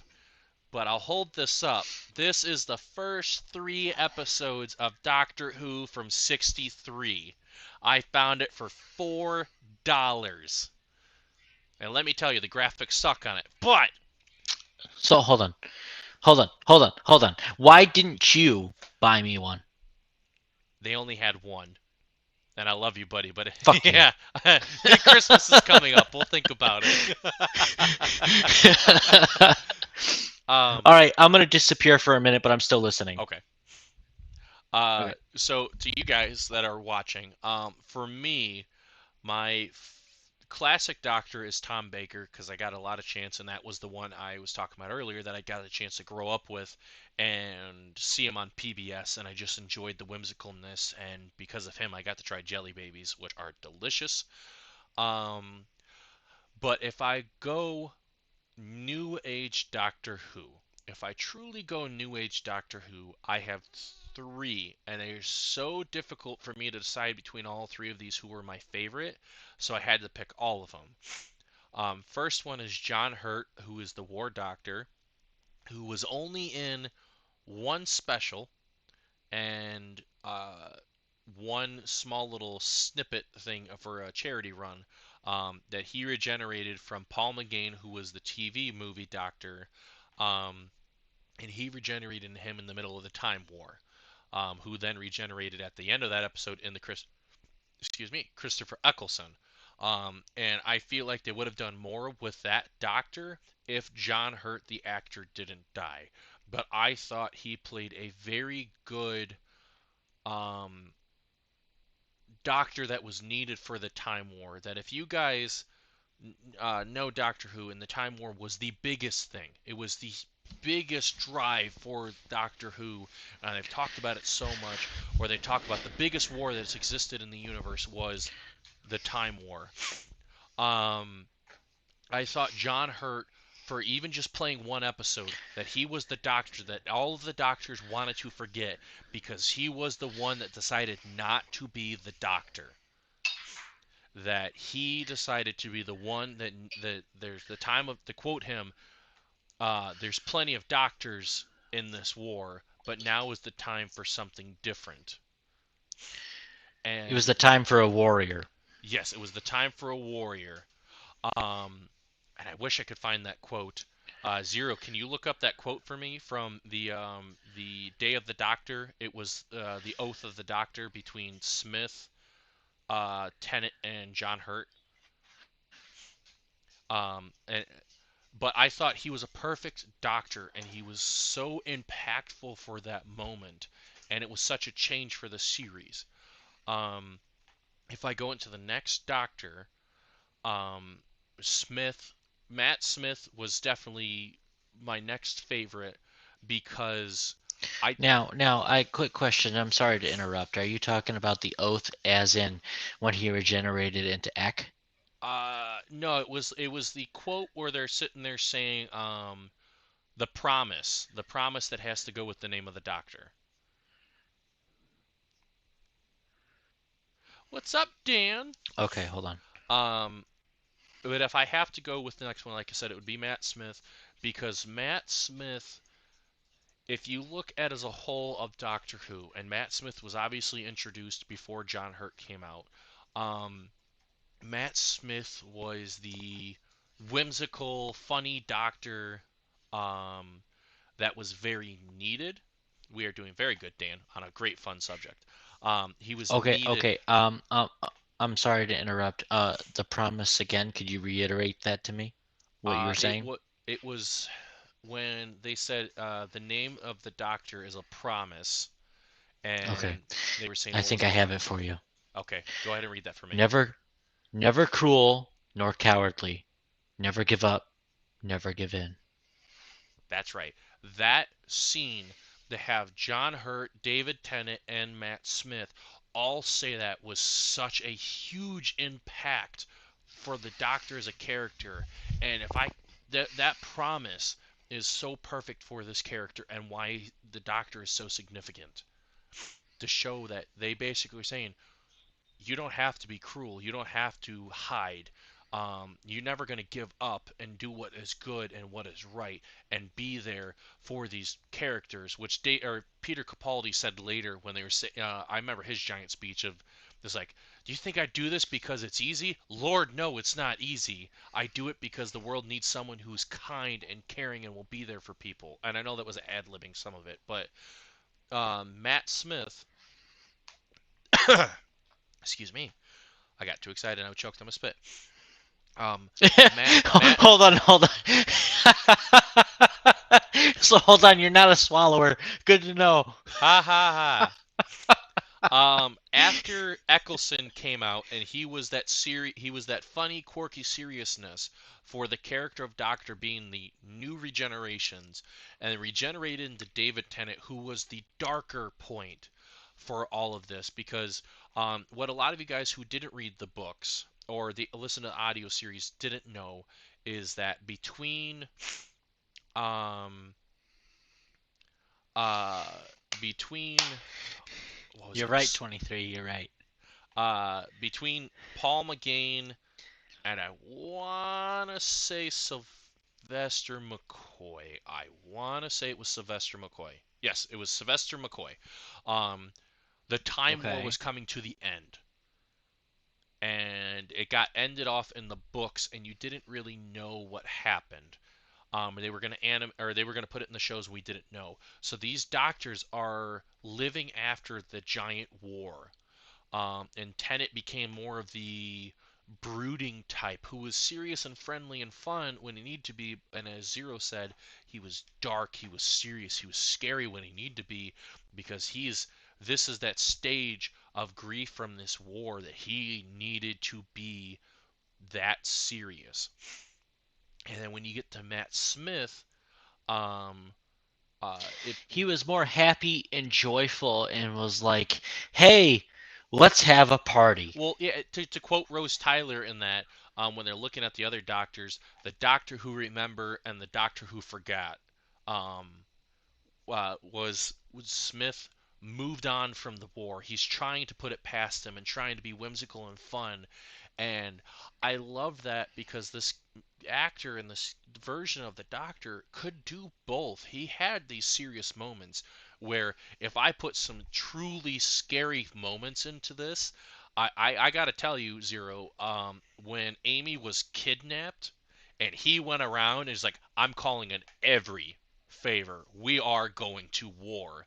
I was more scared of Matt Smith and that moment than even David Tennant looking at an alien dying in fire because he was just like, you kidnapped my friend, my family.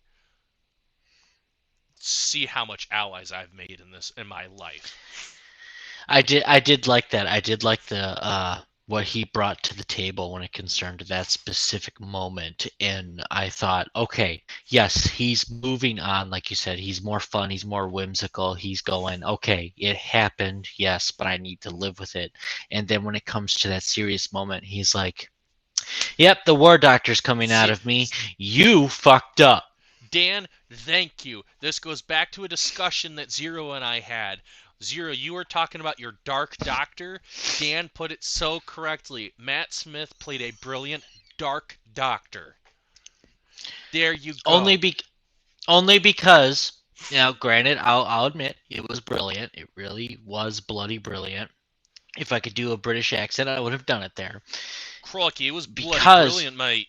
because it was such an extreme from happy and whimsical to you're screwed. Simple as that. Mm-hmm. It was a complete extreme. And when you saw that, you thought, oh shit, he's serious. Exactly, and bringing out the inner war doctor, and where you go all the way to the point where they met the war doctor for the first time, where they had to go into his memories to save Clara, and then that scene, that was such a perfect scene to show the bounds between, hey Clara, you got to come back with us. What doctor is that? That's the doctor we try to forget. That's the doctor we never want to remember. And she leaves, and he goes, what I did for the great of all kind. And Matt Smith, just that line, there was so raw seriousness from him. Yes, but not in the name of the doctor. It was just so chilling. Um, and then to see how they played in the Day of the And that's because at the time when I'm sorry to interrupt you, You're fine. but that's because at the time when Paul McGain's doctor, the Eighth Doctor, evolved into him, they needed the warrior. Hmm. It was not in the name of the doctor, like Matt Smith said. It was in the name of a warrior, a soldier that needed to be there to make the decision that needed to be made. Exactly. It was unfortunate, but the decision needed to be made through that forced regeneration into the warrior aspect he needed to be at the time. Granted, he doesn't like it and he never will like it. Yes, he's accepted it. She has accepted it. But it's the fact that it was something that needed to be done at the time, and it shows in contrast to people in real life. Sometimes you have to do something you're not comfortable with or completely against in order to help someone or anyone you care deeply about. I got to give you my clap on that because that was beautifully, beautifully captured of that. And the day, like I said, we keep going back to the Day of the Doctor because the Day of the Doctor was significant because it was the 50th anniversary special. Which next year, first off, Zero, we're getting old. That's 10 years ago. I don't know if we have people that were watching the old Oh, Doctor. oh Jesus, man! I remember seeing that episode when it premiered. I'm pretty sure I saw that episode even before you. I was just like, oh my so goodness, I love this so you said episode. I so you love said you David saw it Tennant before me. returning, but holy crap! So you said you saw it before me. It's very possible. So you saw it in It, the special 2 day before the episode aired on BBC in the movie theater premiere. yes, I did. Oh. So what seat were you in the theater for? Because I was in the way back. You think I remember that? You know my memory sucks. I'm a 31-year-old with Alzheimer's. You think I know that? To a lot of you guys who didn't see that special, it started because the Zygons were introducing that. See, Dan's been watching it They since were '89. reintroduced. Yes, they were reintroduced. But in they introduced the Zygons, reintroduced them. But when you were in the movie theater, the thing started with this little program that was Dan, that's good to hear. I love it. Dan, we love you, Dan. Um, the thing started with Matt Smith coming up, going, "Hello, this is. Thank you for seeing like the 100th special of Doctor Who." And it's like, "Oh wait, no, what year is this?" And going back and forth, he goes, um, he goes, I got to get in the serious note. You guys in the movie theater, you need to understand. Look to the left and look to the right. Odds are you're sitting next to Zygons, and to those of you who are sitting in the middle of the theater, I'm sorry, you're not gonna make it. And that was me. I was screwed. So I looked at the people sitting next to me. They looked at me. I goes, "Well, I'm screwed." That's what I said too. Well, I'm screwed. They were nice enough to go, "Well, we'll end you quickly." um, but At the day least of, you got that. I got people looking at me like I was stupid. um, but with the Day of the Doctor, it was so significant for showing that impact of the psychological aspect of the Doctor, of why the Time War was so big. Um, Also, it was the first introduction to Peter Capaldi, which to this day still gives me chills when they go, "Well, we're gonna freeze it in a Oh yes. stasis time bubble," and they go, "There's all 12 doctors," and they go, "No, 13," and you just see his hand put the lever up, and you see those angry eyes. I still get chills. The Yes, the eyebrows. The eyebrows. eyebrows. The eyes and the eyebrows, bro. It's like, God damn it, Capaldi, you made it fucking epic. And then my other doctor, because I'm still on this one, Peter Capaldi. One, I've loved him as an actor. I've loved him growing up as an actor, but he brought something that a lot of the other doctors and actors didn't from the new age. That he grew up with Doctor Who. He knew what should be brought to the table. He was such a huge fan of the Doctor that he brought what needed to be done, and to play what was the Doctor of the new regenerations, the new set. I thought he did a really good job. Like, to bring back what Zero said earlier, why did I pick this face? What's so significant? And to bring it back from Fires of Pompeii to say I chose this face to say my new set of regeneration needs to not be afraid to break the rules to help people. Which he looked like he had to say Exactly, something. exactly. And 23, yes. 23, yes. I don't remember what I ate yesterday. I have no fucking clue. But yeah, when it concerns him picking that face, yeah, you're right. I'm not afraid to break the rules, and if I have to, I will. To go with exactly what you said, let's go with what Dan just said. To quote his favorite Matt Smith line, "Good med don't need rules. Today is not the day to find out why I have so many." Perfect line. Perfect line. And Yeah, then yep. and Live by then that. Live by when you that. get through Peter, um, he had that moments where he was serious. Um, there was a point. I was rewatching Peter. There was a point where he just got so mad at everything. He's like, "I don't care." And he had to have say Clara was his handler.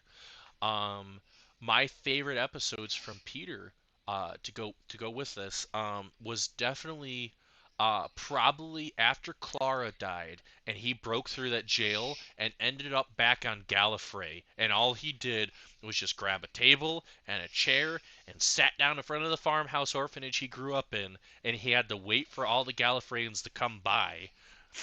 And then he goes in there and holds the council hostage to bring Clara back. Yes, perfect, Dan. They really did and, sum up how and much darkness the Doctor was hiding. and that's the thing too. We don't really know how much the Doctor is hiding because as time goes on, we might find out that there are secret regenerations besides the War Doctor that we're not aware of. That there could be times where the Doctor regenerated and we never saw it and thought, oh shit, what happened here? Hmm. Like I was talking with Caboose earlier today. Was it today or yesterday about the Valiard, right? Hmm. And how it was supposed to take place around the 13th regeneration of the Doctor. And you think about it and you're like, oh shit. Capaldi was 12, Jodie was 13. Are we going to see a storyline, maybe encompassing a whole season, with the Valiard and the fact that this is going to be an enemy the Doctor is going to be scared of because this enemy is himself? Exactly. And to go back to finish my part of my question, I'm sorry.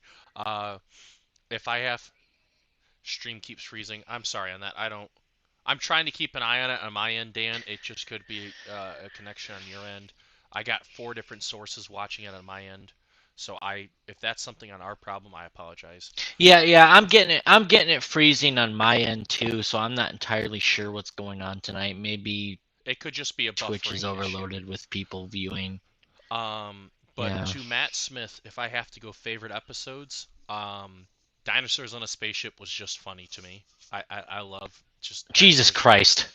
I love that just because Jesus. um a good man goes to war. That was another good That was episode. a good one. That was a good one.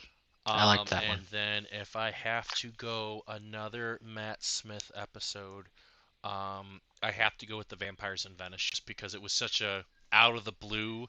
And if I remember correctly, he popped out in the very beginning, popped out of the bachelor party cake. He goes, "Rory, I kissed Amy." It was such a great episode to start. Um, And it's weird because it's like, dude, you kissed your wife's mom. um, now to move That on to the that was screwed up. Dan, to all of you guys too, I will say this. Um, if the stream is freezing on your end or anyone else's end, I apologize on that. What I have been doing with Zero and I is 24 hours from when we end the stream, I am posting them on YouTube. So these streams will be on YouTube, so you can watch the episode in case something froze and you missed it. So they will be available. Yeah, I do exactly. scrub I do scrub through them to make sure there's no freezing. Um, I know on Zero's end, just because of his internet, he does have a little fuzziness that goes through his camera, but that's just his internet, and I can't fix that. But I do make sure that the episodes for the podcast are on YouTube. So any of you who And need the yeah, link for just look up Caboose's name on YouTube and you should find it. Yes, and that YouTube account will also hold Zero's videos and my videos too, so we're going to put them on there. So if any of you guys miss that stuff or deal with the freezing, the videos will be on there, and I will make sure my darn hardest to make sure none of the freezing are on there. And if I have to edit something, I'll put a little cliff note to say this is what we edited out.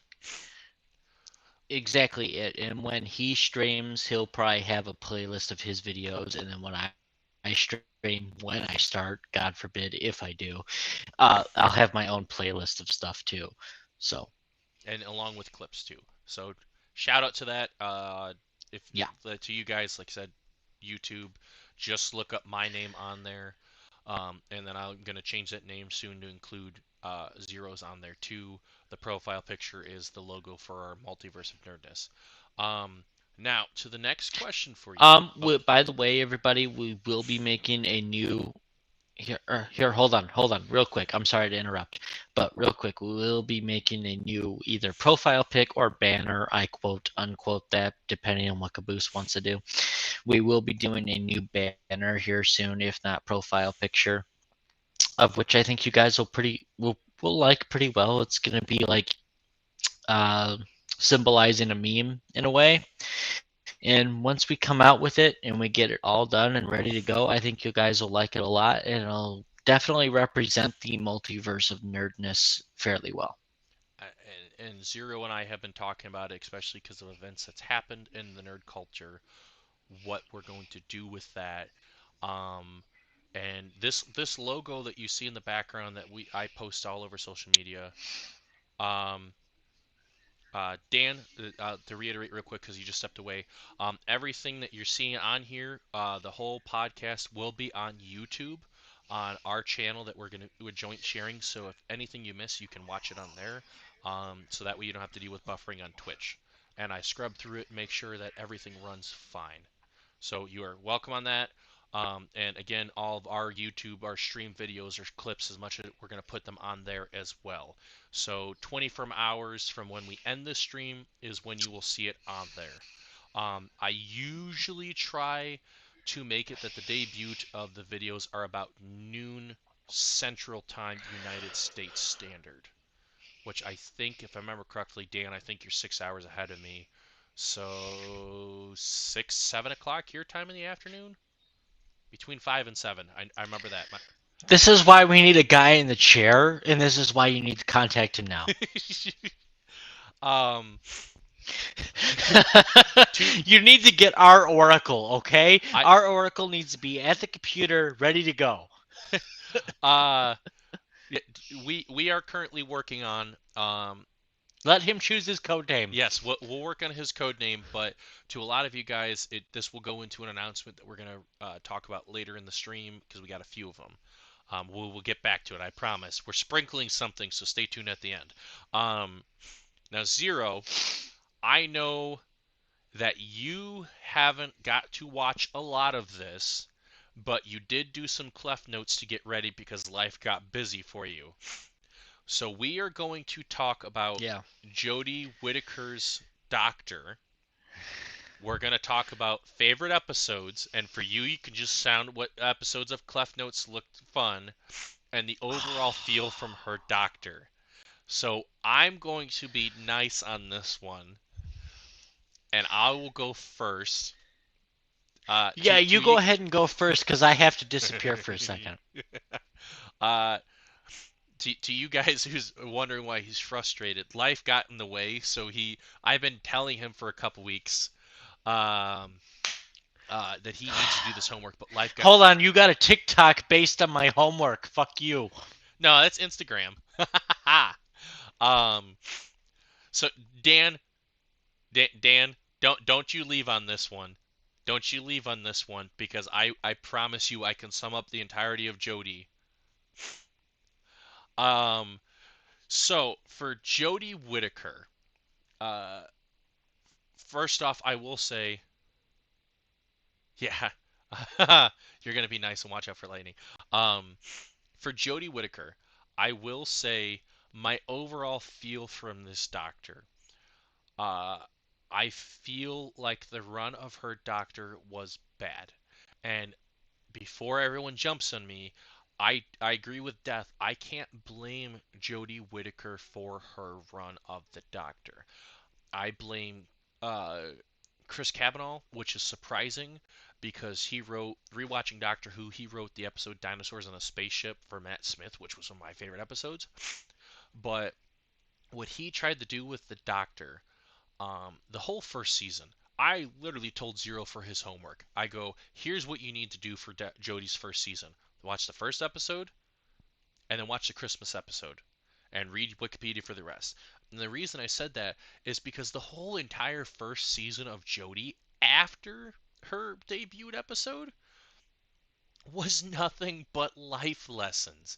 That's not Doctor Who. You don't purposely throw it out there. You know, like, you just don't throw that out there. It's just a naturally flowing formula for Doctor Who. And like Death said, you have to blame the writers. Um, it and if you don't do that natural flowing with it, it just becomes it's like, ah, God, I'm watching a PBS special every day about life lessons. Um, but I feel with Chris Kavanaugh, um, he just screwed up a lot, and I feel really bad about that. Because when, like I said, Zero watched her regeneration episode, her first episode, in the Christmas special, and then I told him, I go, you can watch most of season 2 because season 2 of Jodie Whittaker was actually pretty good. The first 4 episodes were I'm sorry to interrupt you, Caboose. I really am. I just gotta I gotta tell the chat. Like you were saying, if you read Spark Notes on the first season, the first series of Jodie, okay, that's fine. You can get over it because it has life lessons in their episodes. I'd say watch the first episode so you get the regeneration and the feeling of what's going on. You get the season finale, which I think is a good idea. I haven't seen it yet. But I think it's a good idea. eh, And then from that season finale onward, I think Jodie is worth it. I don't think you should blame 100% on the writing being bad. I think the stories just get better as time goes on. You got to it, think of her seasons as a new series to a new show you've never seen before, and you're giving it a try, and you got to try it for the first 4 episodes and see how you like it. uh yeah, I agree with that, and I kind of agree with what Death and Dan are saying in the chat that it did get too political in the first season. But Dan, with you sitting there saying it was like the Sarah Jane Chronicles or the Adventures, the problem with that is even though I wouldn't even say aimed at a younger audience for the first season for her, I would say it was just like this guy, Chris Kavanaugh, is like, well, I'm finally running the show. I'm going to put my own sprinkle of stuff on there. But it was just like, you don't need a life lesson every time. The Rosa Park episode, when they did a Rosa Park episode in the first season, and Zero, I didn't say for you just to read the clef notes on it because um just not that it wasn't Um, significant. I said that because I just felt that that episode should have had more justice and it didn't.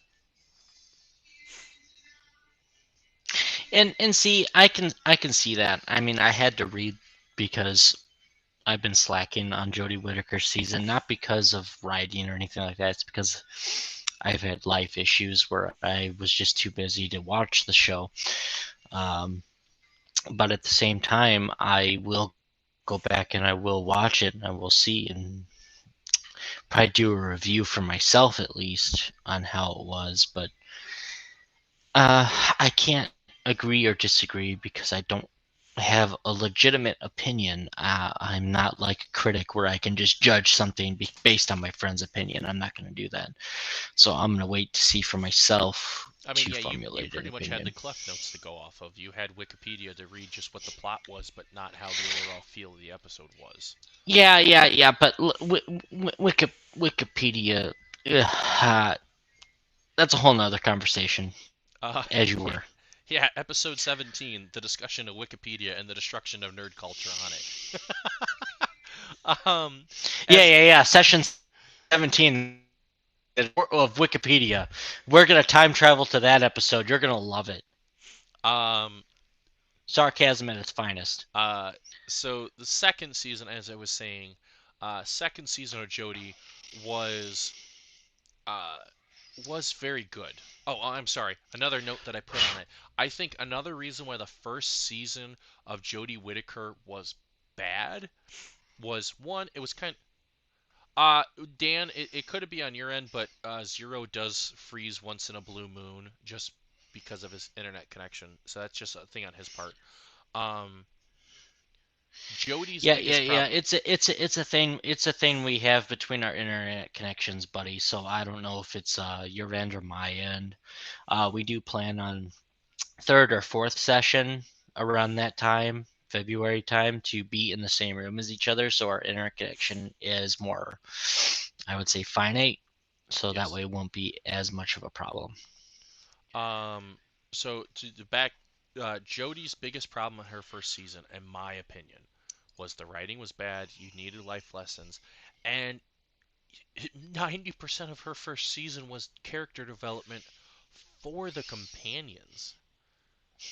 I felt like that was it's okay to do side by side development for the companions and the doctor, but when you outweigh it, it's just wrong. And the doctor being first time being a woman doctor, which was very cool. It was very historical for the show. he had no development in the first season. The first season is what drags you in to fall in love with that doctor, and you had to wait till the second season to get that. And see, that's the thing. That's the regeneration cycle, right? Yep. Yeah, Caboose. That's the regeneration cycle, right? When Hmm. you fall in love with this doctor, whether it be your favorite doctor or somebody else, and then they regenerate, and you go, "Well, I'm not sure. I don't wouldn't say hate, but I'm not sure." Then you go a couple episodes in, and you're like, I don't hate them, but I'm still on that verge, right? And then you go halfway to three-quarters through the first season of that person, you're like, okay, I'm getting the feel for this doctor. I kind of like it. You hit that season finale and you get emotionally connected because that season finale is what draws you into that bigger story, whether it be the Master, the Daleks, the Cybermen. Those are usually the big three. Excuse me. And it could be anything interesting at that moment. And then you instantly fall in love with that doctor. Whether they be your favorite or not, you fall in love with that doctor and you go, I gotta see more. I have to see what happens. And if they leave you on a cliffhanger, you're just like, at a Marvel film going, I swear to God, if you say this character returns, I'm going to lose my shit.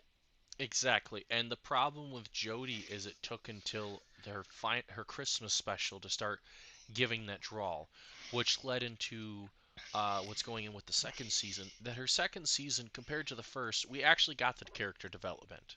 We actually got Doctor development. We got to see the return of the Doctor or the Master, which I thought the first two episodes was a great opening for a season. It was a two-parter. I think it was Oh Spyfall. my goodness! When I saw Spy Master for the first time, I lost my. When I saw Spyfall, sorry, uh, uh, I lost my shit, dude. When he said Spy and then paused and then said Master, I thought, oh shit. The only problem that I had with that for that master is in the entirety of Jodie's season, which was a big problem. We never got to explain how the hell he regenerated because he supposedly died and David no, no, wait. Yes, yes, no, no, no. Yes, yes. So he died. He dash she died in one of the episodes with Peter Capaldi. The previous regeneration of the Master lasered her, Missy, and they shot her twice so she couldn't regenerate. So we never got to see how the hell that happened because that never got explained. Now, granted, And it's see, timey that's wimey. that's but you got to think about that. Like you said, wibbly wobbly timey wimey shit. It's just the thing about the master. You never see his or her regeneration. It's just mysterious, like you said. And you revealed that scene to me. I don't know why I never saw it in the first place. And you were like, wait, this is confusing. Yep, 7-man episode. When the master during the Saxon series, right, Hmm. was killed. And then you see the doctor cry and put the master on a pyre. Oh, you know what? And then You won't take my credit for that. I found it. I scoured this, and no, it no, was no, no, no, no. I'm not taking credit by any means. You did find it and you revealed it to me, thinking, dude, did you see this? And I'm like, no. So I had to go back and watch the episode and realized that when the master was on the pyre and the doctor cried and watched him burn, thinking that the master was gone for good, the doctor left. And he left too soon because it turns out the master had regenerated into Missy and picked up his ring. And anybody who didn't see that scene, dear God, go back, watch that episode. You're missing out. yeah. So when I was rewatching these, I called Zero. I don't remember what he was doing. I think he was eating dinner. I go, dude. Rewatching Doctor Who, I found this scene that was so entirely forgot, and I bet a lot of people did because it was just such a small, minute thing. It was after Martha left and everything like that, which was leading into the very end of it where the Titanic crashed into his ship. It goes back for like maybe 10 But seconds. by the way, Death, you are right. We did see that one regeneration of the master. Yes, we did. But it was like 10 seconds. 10 seconds, and you see the pyre, and all you Yeah, see. yeah, it was 10 seconds out of the couple minutes we see of every doctor Yeah, regeneration. yeah, so you see a painted hand come down, pick up the ring, and you hear a female laugh. And it's like, holy crap, they regenerated in the Missy. Um, John Sim, I think he was a very good master. I really do. Um, Going into this master, um, I feel like this master did better near the end of the series, and I will go into By that the here in way, I just. think I'm butchering his name. I think it's Sasha Dewan. Yeah, that's his name. I I can't remember. I think I'm butchering it, so I apologize if I am. If he actually sees this, which I doubt. But honestly, Caboose, I don't agree or not. I feel like you're going to disagree. I think he did a great job as the master. I think him and John Sim played a great master. And honestly, I would love if for some reason we had an episode where we had two masters and John Sim and Sasha teamed up. Well, we'd have to go three because we've had John Sim and Michelle Gomez played Master and Missy in Peter's episode, which Oh, Dan that's said true. That's true. And it was weird. It was really weird because it looked like the master was in love with himself. yes. I think he did say that. He was, I It didn't was know I could be so weird. attractive. Um, I would Yeah, love to it's see like I didn't three. know I could be attracted to myself. This is weird. I would love to see three episodes. Dan said you did pronounce it correctly the first time, so you didn't butcher it. Haha. All right. Thank you, Dan. I appreciate that. You know how they have special episodes where they're like the three doctors, the four doctors, the five doctors, and they haven't done the sixth one yet. No, So they haven't I done want to five spec. doctors. Oh, I thought they did the five. No, they initially back in the day of the classic Doctor Who, which is all of you guys, if you can't tell how big nerds we are for this subject, um, uh, back in the original day, they did a four Doctor special, but then the original actor died. I think his name William Hartnell. Yes, Yes, yes. William Hartnell. He died. I had to look back at my DVD shelf before they could do it, but they were I gonna didn't have have to look, dude. I don't even own the DVDs. they had to they were gonna do a special with all the five original Doctors because they did the two they did or no they didn't do two, they did three and four, and they were gonna do five, but he died and then they didn't get a chance to do it, which is a huge talk about later for the 60th special. But going back to the thing about the season zero, um, after season two, you got more development, which led into my favorite episode for Jodie, which was Nikola Tesla's Night of Terror. Which, let's be Hmm. honest here, that was a great episode. I don't care. A lot of Okay, people I'll, hated it. I'll admit I'm an idiot. I didn't have enough time when it concerns my life schedule to watch that one, but I will. I will You watch better. it. That was a great episode. And then along with the power of the Doctor, which we are getting into. Um, fun fact for you, Zero. Did you know it was no, it was a female person that picked up the ring. I remember that, but I thought it was setting up Death for being a female master or mistress. Because the problem is, Now, granted, it wasn't the same actress, yes, of course, but at the same time, it was setting up for a female master. see, yeah, it was an older woman. If Michelle Gomez, if you were hearing this, I'm not calling you old.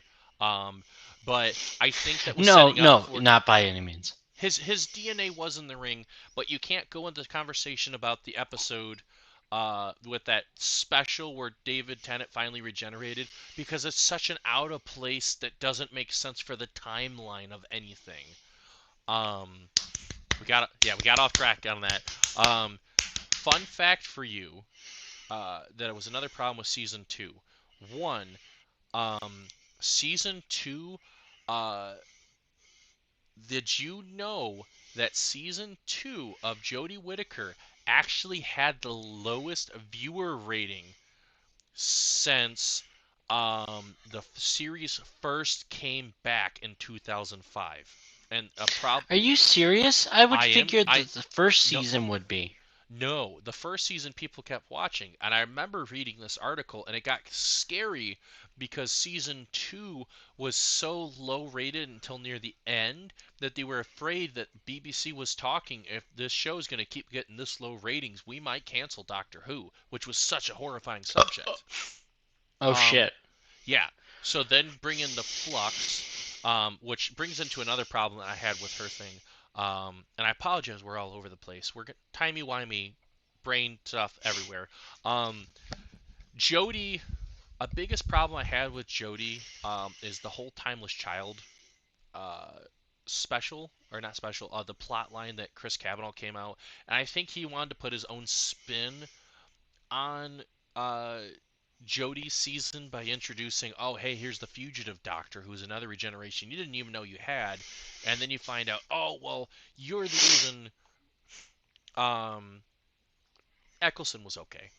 Uh, then Master. Eccleston, I feel like it should have been given more of a chance, but because of writers and producers, he left the show, and he hasn't returned since because he's been so, for lack of better words, fucking pissed about it. And I feel like he's gotten over it a little bit, but he's coming back. Zero, Dan, I have surprises for you at the end. You'll enjoy this. I won't tell you what they are yet. Dude, I'm gonna slap the shit out of you for spoiling shit. Oh, no! This isn't spoilers anymore. When we have our nerd updates, people, I am the one that is constantly on everything.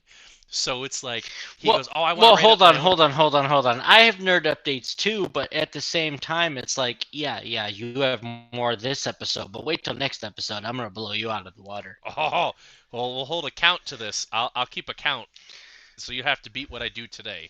But Death put it in a good way to your surprise there. Season 1, people were giving Jodie a chance because Jodie was the first female doctor. They wanted to see where this go, new writer and everything. Season 2, just because of how Season 1 was, people was like, meh. And then when you bring in this Timeless Child thing, oh, well, the Doctor has unlimited regen. Yeah, if I pick up a doll and say, did you touch here? With the Timeless Child thing of going, oh, well, the Doctor has unlimited regenerations, and she's the reason that all the Time Lords can regenerate. I was like, why are you doing that? You basically, Chris Kavanaugh making that decision basically made all of the significance of all the regenerations of all the Doctor, the Day of the Doctor, all of that stuff, he made it pointless. He destroyed, in my opinion, that story destroyed the show.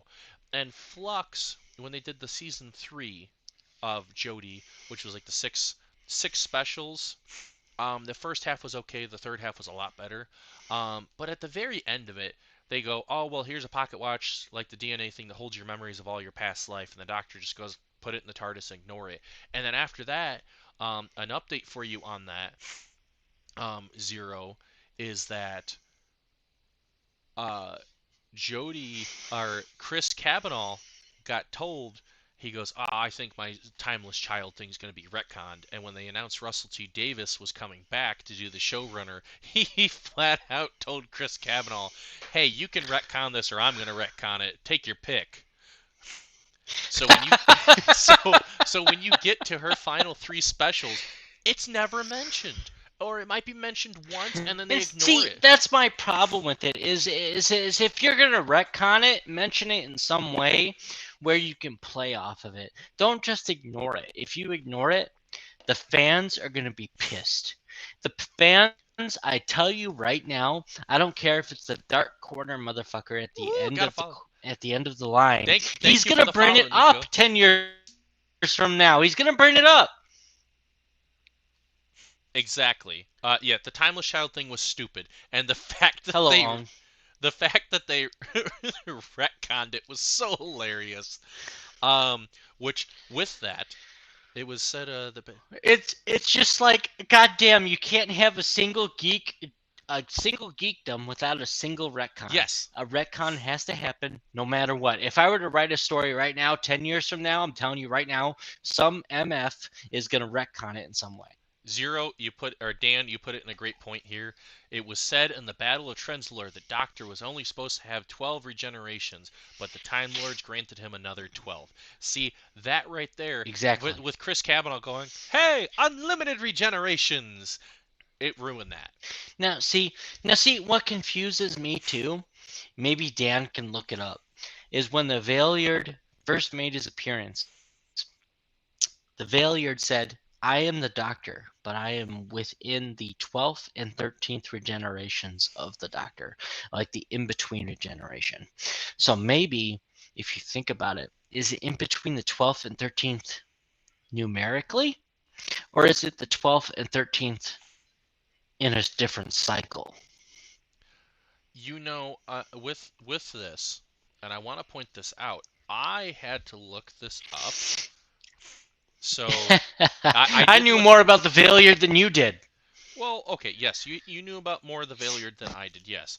But if we go with this, I want to say here is your doctors in order, okay? William Hartnell Okay, go 1. go go right ahead. Uh, Dan's sitting there saying your failure is between the 12th and the final doctor. So there's Well, plenty of room. I I could swear they said the 13th, but if it says final, I won't disagree. But So it's you fine. have William Hartnell as the first, Patrick Thurin as the second doctor, John Pedway as the third doctor, Tom Baker as the fourth Thank you, doctor. Kuro. Thank you, Kuro. Then you have Peter Davison as the fifth doctor, Richard Harndell as he played the first doctor every Colin Baker as the sixth doctor, Sylvester McCoy as the seventh doctor, Paul McGann as the eighth doctor, and then you have John Hurt in between that, who technically became the ninth doctor. Then you have Well, Christopher Eccleston. John Hurt was the war doctor, but he was technically the 8th. No, not the 8th, but the ninth. You are right, the ninth. Yes, so then Christopher Eccleston technically became the 10th Doctor, and then David Tennant became the 11th Doctor, and Matt Smith became the 12th Doctor. Now, a problem that came with this, and it was a retcon. I looked this up, Zero. You're okay, Dan. When David Tennant went to regenerate and threw all the regeneration, I can't into English, hand, and I speak the English language, bro. It's okay. when they did the David Tennant put the regeneration into the hand, that basically became a continuity problem by going, well, technically he just used one of his regenerations. So they had to go. Exactly. I would agree that that would use one of his regenerations in order to regenerate the hand. But at the same time, if you count it that way, you're kind of fucking your 12 regeneration cycle. Well, see, that's where the like Death said, Tennant regenerated twice though. Yes, technically his second regeneration is the Meta Crisis Doctor, but with that regeneration, it caused a problem because then everyone started to point it out, going, I only have. You get no slack, Dan. No slack. They said that, well, the Doctor only has 12 regenerations, so they had to plug in the War Doctor, and then Matt Smith had to get the next set of regeneration. 13 Doctors is 12 regenerations. Okay, Dan, you are correct on that. So that did add up. The War Doctor fit in there, and then the 2 regenerations of David Tennant. Yeah. Because if you get 12 regenerations, it's kind of like the in-between. If you look at the numbers 1 through 13, the in-between each number is 12. Yeah. But then it became weird because they still considered Jodie the 13th Doctor, but us as fans. Yeah, but you got to think though. If Jodie's considered the 13th, they're not counting the War Doctor. So Jodie is technically the 14th. When you look at the new Doctor who was announced, I can't remember his name. You told me about it earlier. It's the 15th. I think it was Newt Ginman. I know I butchered his name, people. Yeah. He's considered the 15th, and then when you watch The Power of the Doctor, which by the way was an amazing fucking episode, I can't iterate anymore. I just saw it like an hour and a half, 2 hours ago. Holy shit! See, death, like you said, that Capaldi and Jodie are the extra. I think the problem that came out of that is once Peter regenerated, they regenerated in the Peter, he was supposed to be the new set of the regenerations. He was the first of the new 12.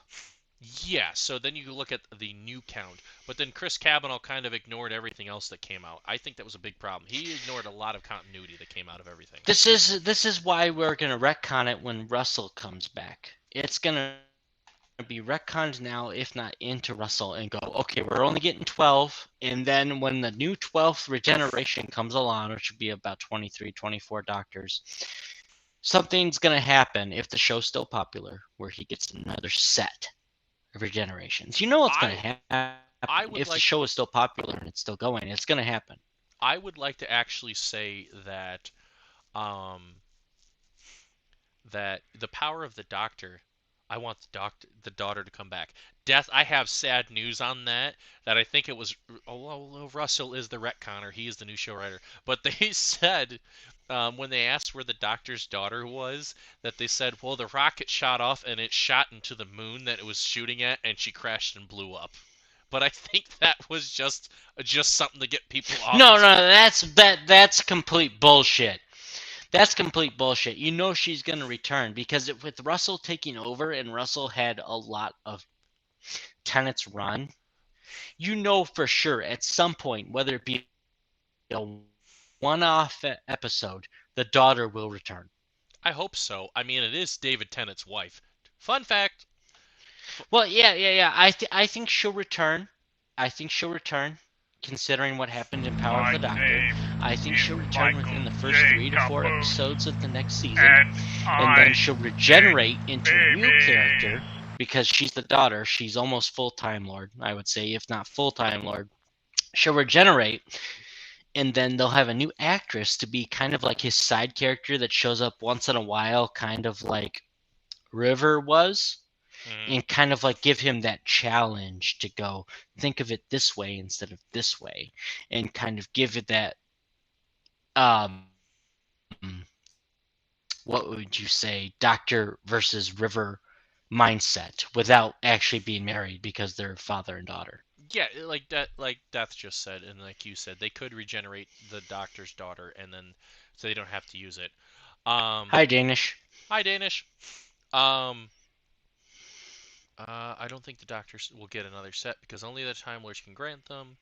Uh, Yeah, but Dan, you got to think too. If only the Time Lords can grant them. If all the Time Lords were, spoiler alert, destroyed by the Master and turned into Cyber Masters, who has control over the technology that the Time Lords had?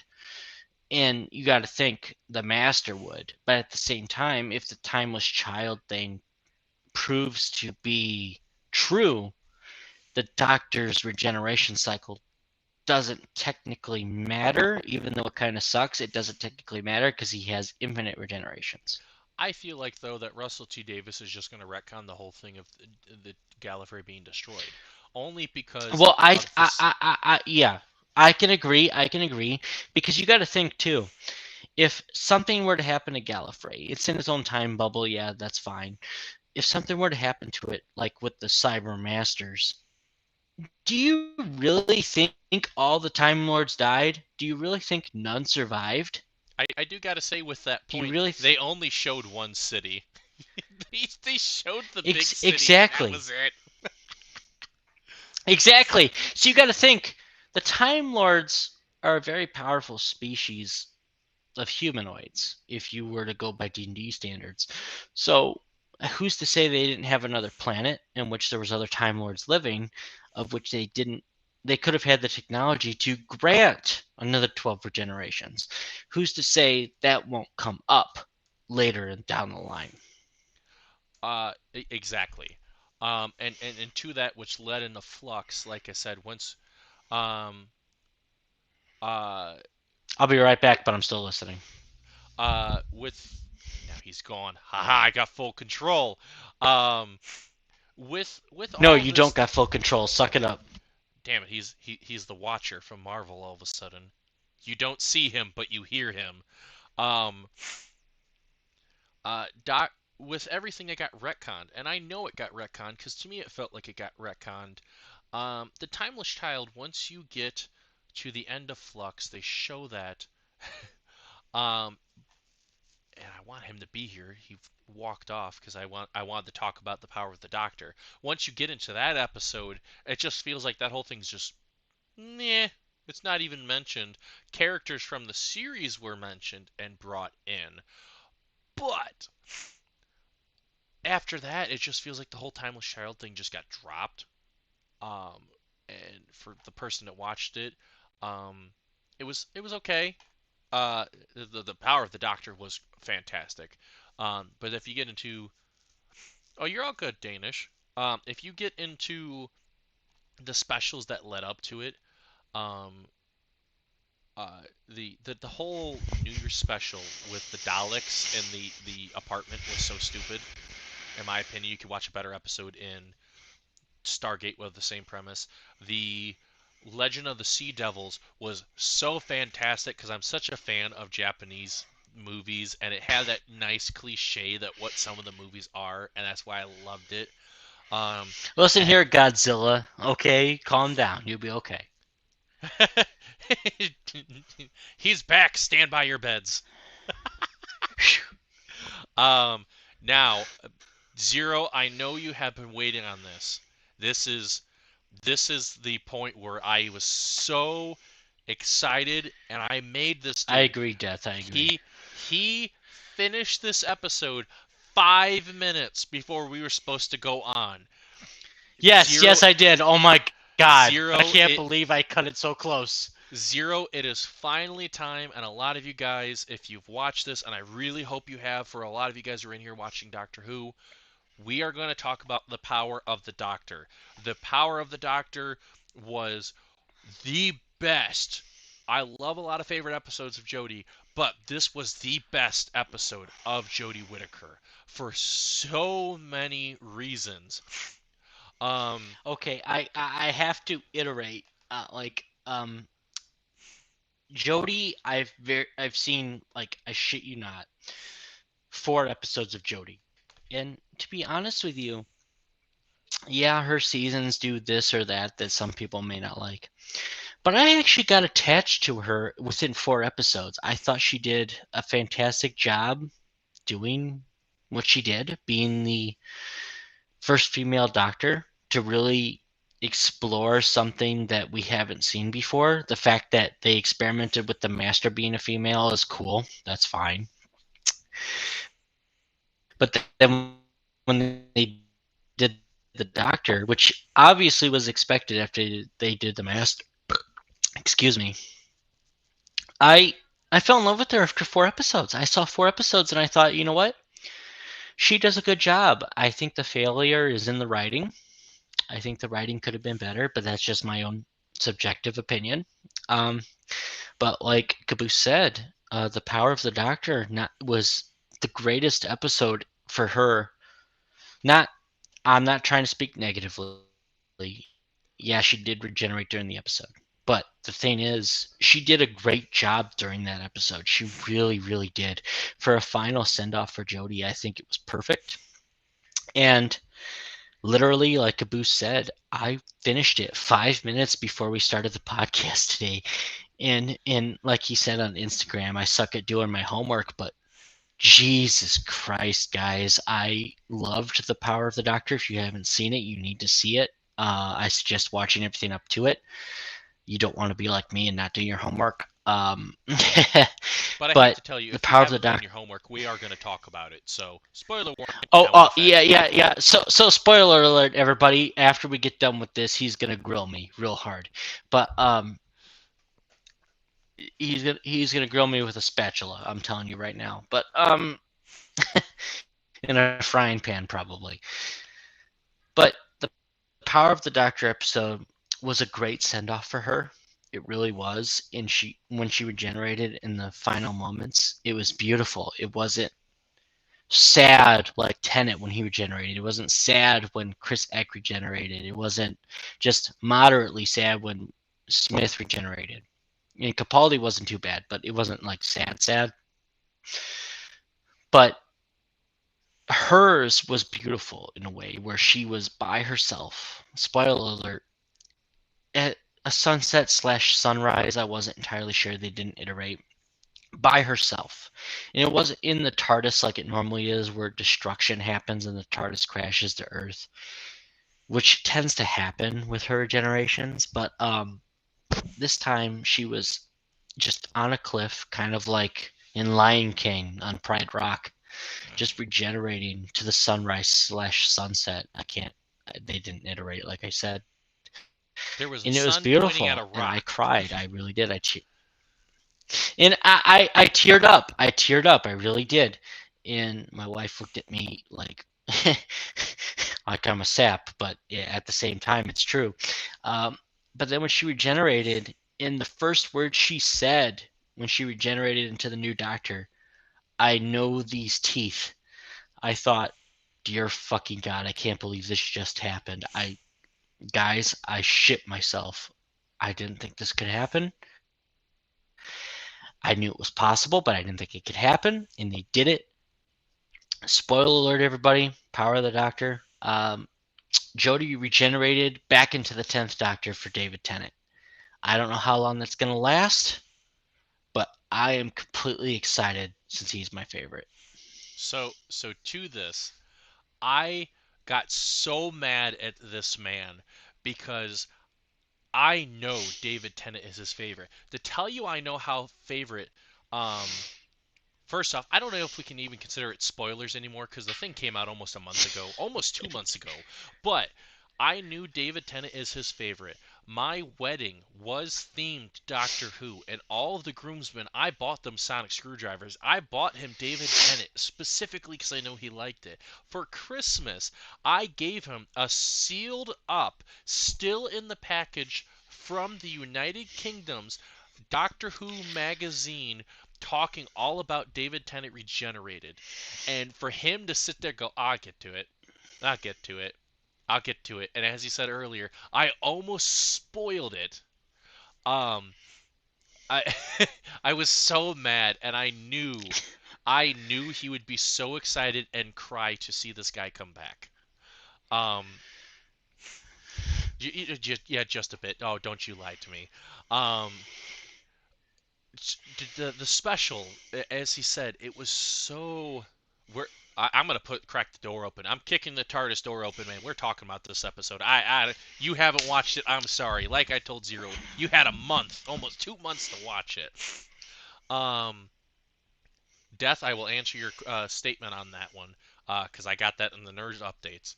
Um, this special was so awesome to see what they did by bringing back minor villains. You brought back people. You brought back the lone Cyberman that was there. You brought back the Master. Obviously, the Daleks and the Cybermen were in there. The Cybermasters made their own appearance. Let's be honest here. One of my favorite episodes was the sure fact that the Master was playing was Rasputin, and the fact that he danced. Okay, hold on. When they played the Rasputin song, I Rah, died rah. Oh, laughing. dude, I thought, wait a minute, is this a remix? And I had to Shazam it, dude. I had to Shazam it. And when I did, I was like, holy shit, this is funny. he's And I love how he danced to it. Oh my god.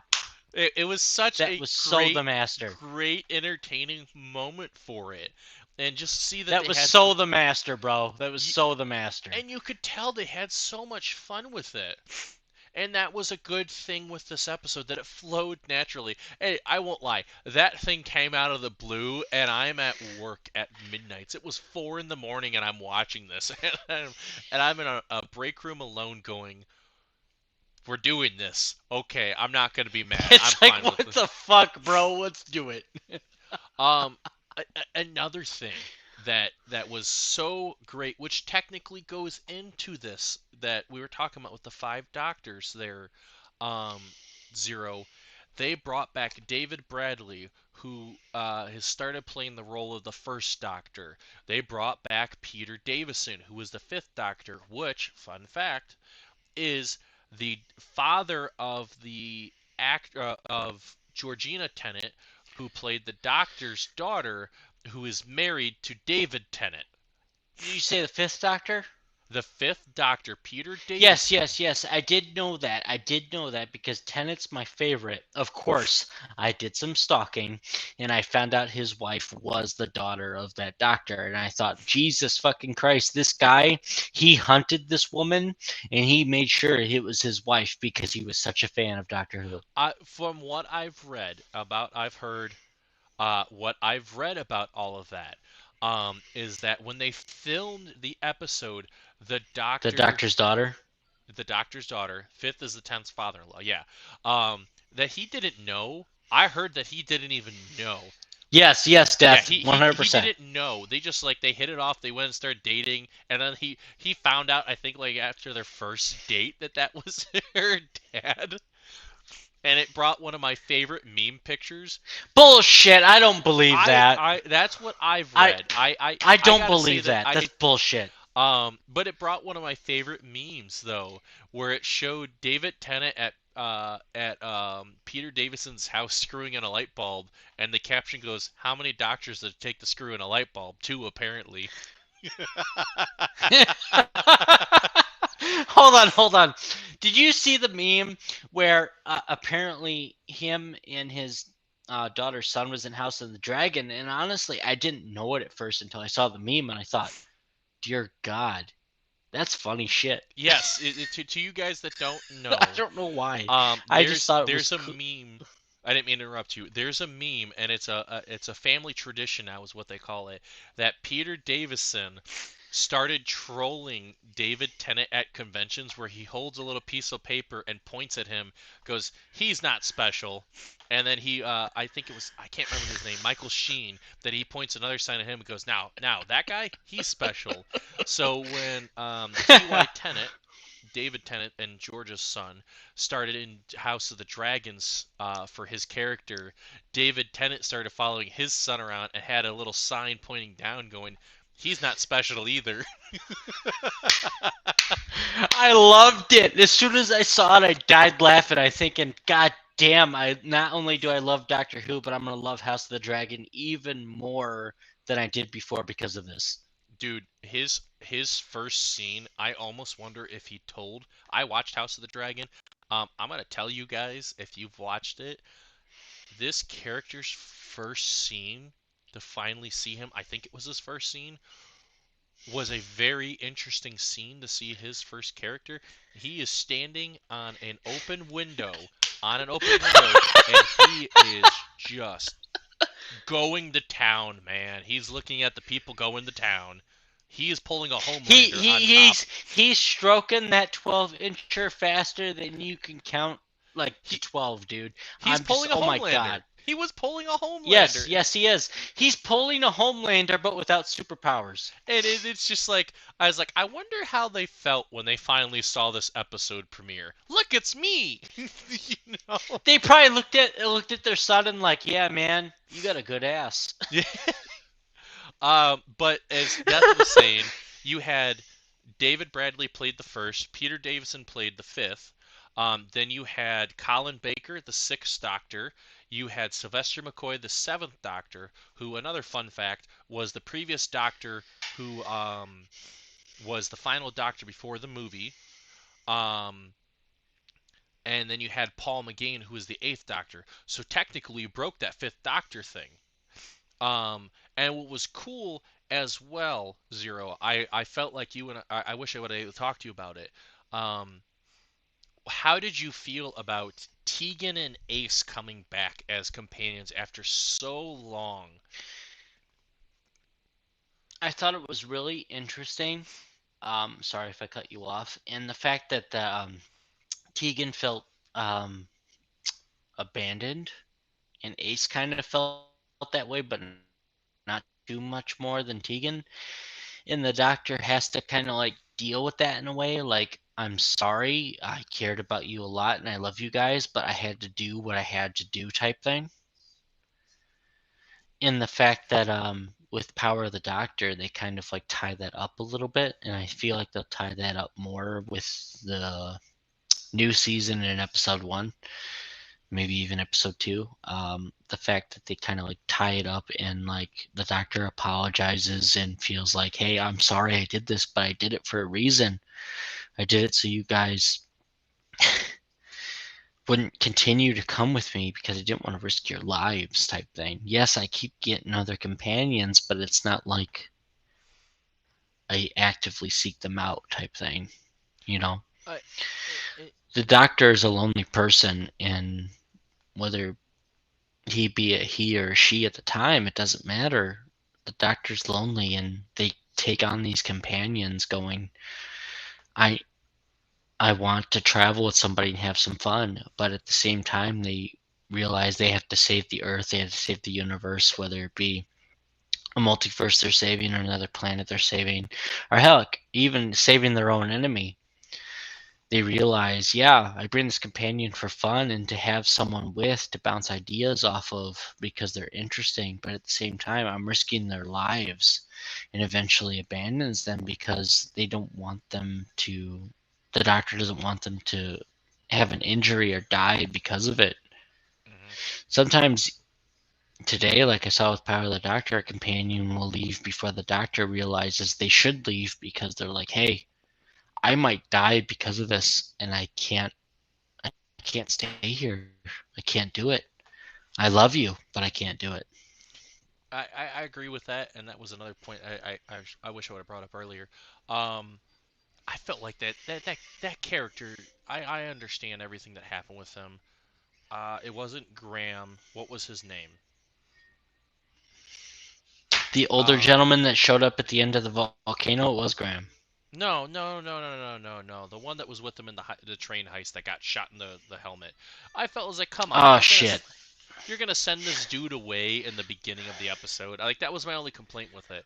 But to see um uh to see uh the doctors, the fifth and the seventh Doctor, be able to give those proper send off, those proper words that they needed to say to Tegan and Ace, were definitely heart pullers, and they pulled on my heartstrings. And like Death said, it reminded me when Sarah Jane came in, and the Doctor finally got to say the final words to Sarah, and then she walked off, which was made even sadder that they finally got the proper send off, and then the actress died. You know, um, and like Dan was saying to your point, Peter Capaldi was a great demonstration of how lonely the Doctor was. He did a great job of pushing Yeah. people away, and lost companions as a result. Um, but the Doctor is lonely, and sometimes the Doctor has to make those tough choices. What they know is better for his companions, and the risk their life. And what's another sad thing, Zero? I don't know if you knew this or not. Um, Ace's end, Ace's end was actually continued in the books for that companion, and if the show would have got renewed again for another season, they were going to do it. Ace at the end actually got taken away to become a Time Lord. The Doctor took Ace to Gallifrey in the books to be trained to be a Time Lord, and she actually fought in the Time Really? War. Yes. Yes, that was in the books, and if the show got in, or if the show was renewed, they were going to do that storyline in the TV show, but it never got to take off. So they went a separate route. So technically, there is a multiverse within the Doctor Who storyline. Yes, if you go by all the books, then yes. So there's at least two divergent timelines within the Doctor Who storyline, in which Ace becomes a Time Lord, and then the other one, Ace is still a human.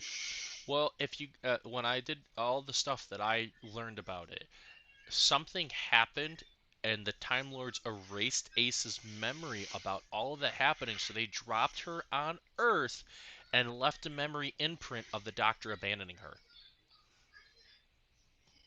So when you got that send off at the end, that's what that was, with those words of abandonment, that he had to play with that memory because she doesn't know.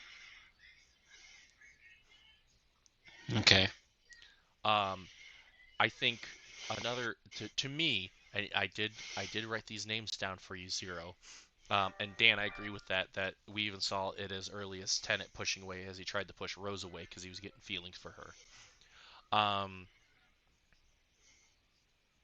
yes, in the books, she was being trained to be turned into a time lady. Look this up, and she fought in the Time War, and they erased her memory. I gotta go find the books. They said she was amazing. So Um, hold on. They erased her memory after the Time War, correct?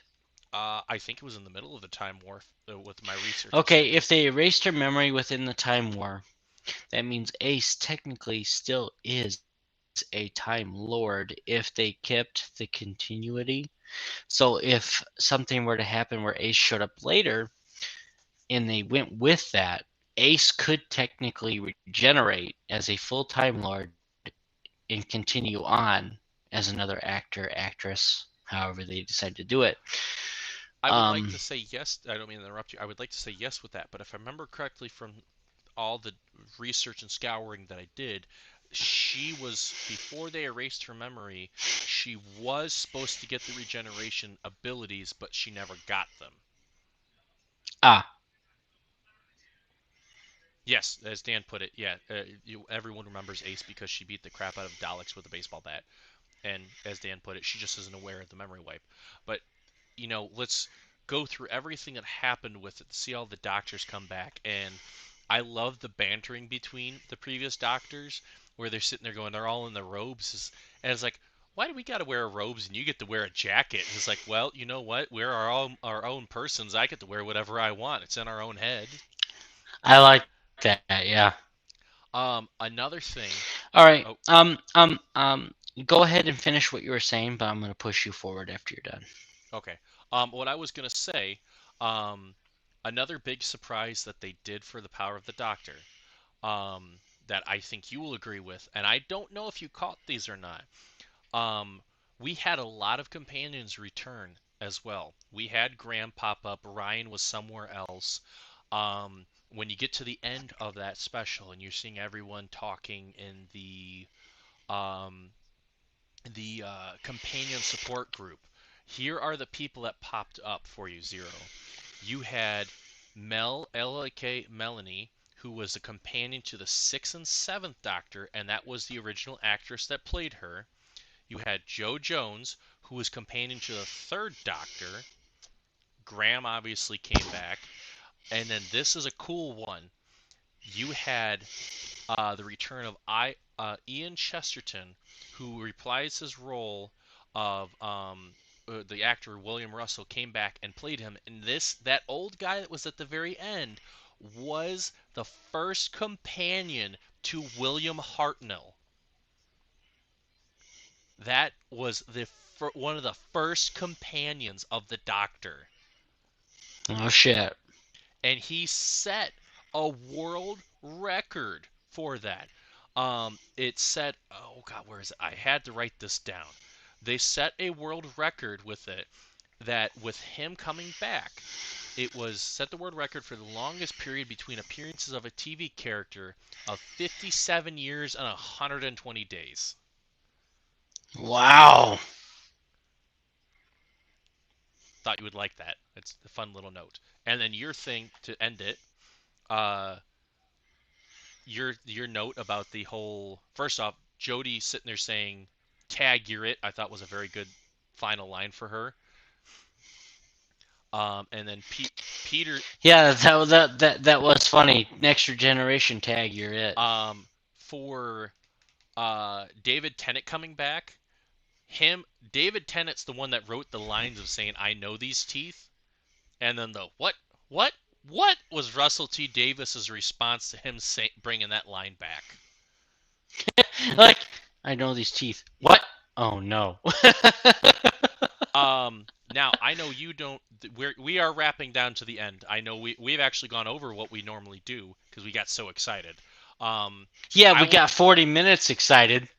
I will take over on this point, Zero, because these are some of the surprises that I did for that I got these. So for the 60th special, the 60th anniversary special is actually three parters. Neil Patrick Harris is Is it Yes, really? Neil Patrick Harris is playing the Celestial Toymaker, who's a villain that only appeared once way back in the day. That fate was left unknown. Um, we get to see the return of Donna Noble and a quote unquote new Rose Tyler, which is supposedly her daughter, which is interesting because she's not supposed to remember anything of her time with the Doctor. We get to see Donna Noble's grandfather, the same actor, come back, which makes it very sad because he finished filming his roles and then the actor passed away. Oh man. Uh-huh. He sadly passed away right after that. Um, the expectations for the 60th is I really hope to see a lot of the older doctors come back too. I really hope to see all the older ones come back. I hope Eccleston comes back. I hope Peter comes back, Smith come back, because supposedly a lot of them were in London during the filming and they weren't supposed to be in London at all. Um, and now this to Hmm. you, yep, Rip Bernard Crimbin. Um, Death and Dan and Zero. Here is my surprise to you that I'm super excited about. And Zero, I'm letting you know I am buying this for you for your Christmas present. A big thing they're doing for the 60th anniversary, besides the three specials, they are doing an 8-part audio special called Once and Future. And it is set in the Time War where the Doctor gets shot with something and his regenerations are going back and forth. But this is your surprise with this. Here are the people voice acting these doctors. Are you ready? Why do I feel like Tennant somehow was involved in the Hang Time on. War because of Here the regenerations going back and forth? Here is the voice actors that are going to be in this. Tom Baker is reprising his role as the Fourth Doctor. Peter Davison Okay. is reprising his role as the Fifth Doctor. Colin Baker is reprising his role as the Sixth Doctor. Sylvester McCoy, Seventh. Paul McGann, the Eighth. Here you go. Christopher Eccleston is back as the 10th Doctor. He is Technically the back. ninth, but But yes, we'll go with that. Yeah. he is back to voice his iteration of the Doctor, and David Tennant is back. Nice. So that was a surprise to you guys. That this was. I was so excited about it, and I really hope Zero didn't see it because I wanted this to be a big surprise for him. I didn't see it. Now Zero, since we've reached the end of that, it is time for nerd news, and I got one last thing. But you, Dan, Death, you can keep count because Zero made a comment to me that he will top my nerd news updates. So I want you guys. You know what? Hold on. No, I no, no, no, no, probably no. won't. That I was probably your won't. wording. You get No, this here. No, no, no. no, no. Dan, Death, I want one of you guys to count. Well, the War Doctor can't come back because John Hurt died. But I want you guys to count this. And Zero, you can read this along too. You ready for this? Here is Nerd Yeah. News updates. 1. I already talked about the world record. 2. Across the Spider-Verse, which comes out part 1 for Spider-Man Animated, is going to have 6 different animation styles. 3. 6? Yeah, it's a 2-parter. It comes out next year. So Dan, we're at 3. 4. The Blade movie finally has a director with Lovecraft Country director Jan Dimage will be the new director. Okay. 5. Tom Holland has officially signed his contract with Sony and Marvel to have a whole another trilogy and to be part of three other own appearances. I've already lost count, so I'm just going to read these and hope other people are counting. Chris Hemsworth is taking a break from acting due to the high risk of Alzheimer's that he has discovered, but he said that he will come back to reprise his role as Thor as long as the story's going. And it's good because he feels like the character needs to be back to being more serious. Right after this, Yes, I did see that news that he does agree with Taika Waititi, I can't say his name, YTT. in being more but he wants to be more serious as time goes on to evolve the character. Exactly, which led into my other news. Actually, I'm going to do the count here. 1, 2, 3, 4, 5. We're at 6. We're at 6 now, Zero. You Tahiti know will... I'm not going to beat 6. I haven't done homework for like 3 weeks. 6. Tahiti is out as director of Thor 5, and from now on it's going to be different directors. Okay. 7, and you're going to like this. I promise you like this. Daredevil Born Again is expected to be rated R on Disney Plus. I did hear that, but I got something for you on that too. And John Berthal is supposed to reprise his role as Punisher in it, and White Tiger is supposed to make her first appearance in the MCU in Daredevil Born Again, which supposedly is supposed White to be rumored Tiger? played by by Jenny Ortega, who just played Wednesday in um, the Addams Family show. Oh, I saw that. I was like, eh. All right, so you said you finally had some nerd news update on that Daredevil. What you got? Okay, with Daredevil Born Again, what I heard, I don't know if it's true or not. To be quite honest, it's grain of salt type thing. That the fact that, yeah, it's gonna be more of a rated R type style, if not fully into rated R, but it's supposed to involve Kingpin. Sorry, I can't pronounce it at the moment, as the main villain, but it's supposed to lead into Spider-Man 4 in the team up with Daredevil and Spider-Man in the last 2 to 3 episodes of Daredevil Born Again into Spider-Man 4, giving Spider-Man more of a street level aspect rather than this world aspect he's been involved in, to kind of reiterate and kind of reborn Spider-Man at the same time, because he's lost everything since No Way Home, to bring him more in tune with his ground level compatriots, to the fact that Daredevil's got to fight Kingpin, but this time it's at a level where he needs help. He has no choice. He needs help, and somehow, some way, it's going to involve Spider-Man. So I'm going to point this out to you. I did not have that on my nerd update list, so you have got me on that one. And that's shocking that you got me on that because I didn't see anything. And to tell you how much nerd news updates that I get, I follow 17 different things. So anytime something major drops or even a rumor, I know. So the fact that he I follow got me like on four. the fact he got me is a plus on this man. Now, here's you will like these ones. There's a room. This is a rumor. Deadpool 3 will be a multiverse movie, and he will be Yes, that's what I visiting heard. all of the Fox universe movies. I think Dan, honestly, I think Spider-Man will go into a higher rating and more into the Daredevil side of things, because Spider-Man has been more of a Mature. barely on the edge of PG-13. Yeah. Um, Another rumor for you, and I really hope this one is accurate because I have dissected this, and Zero can back me up on this.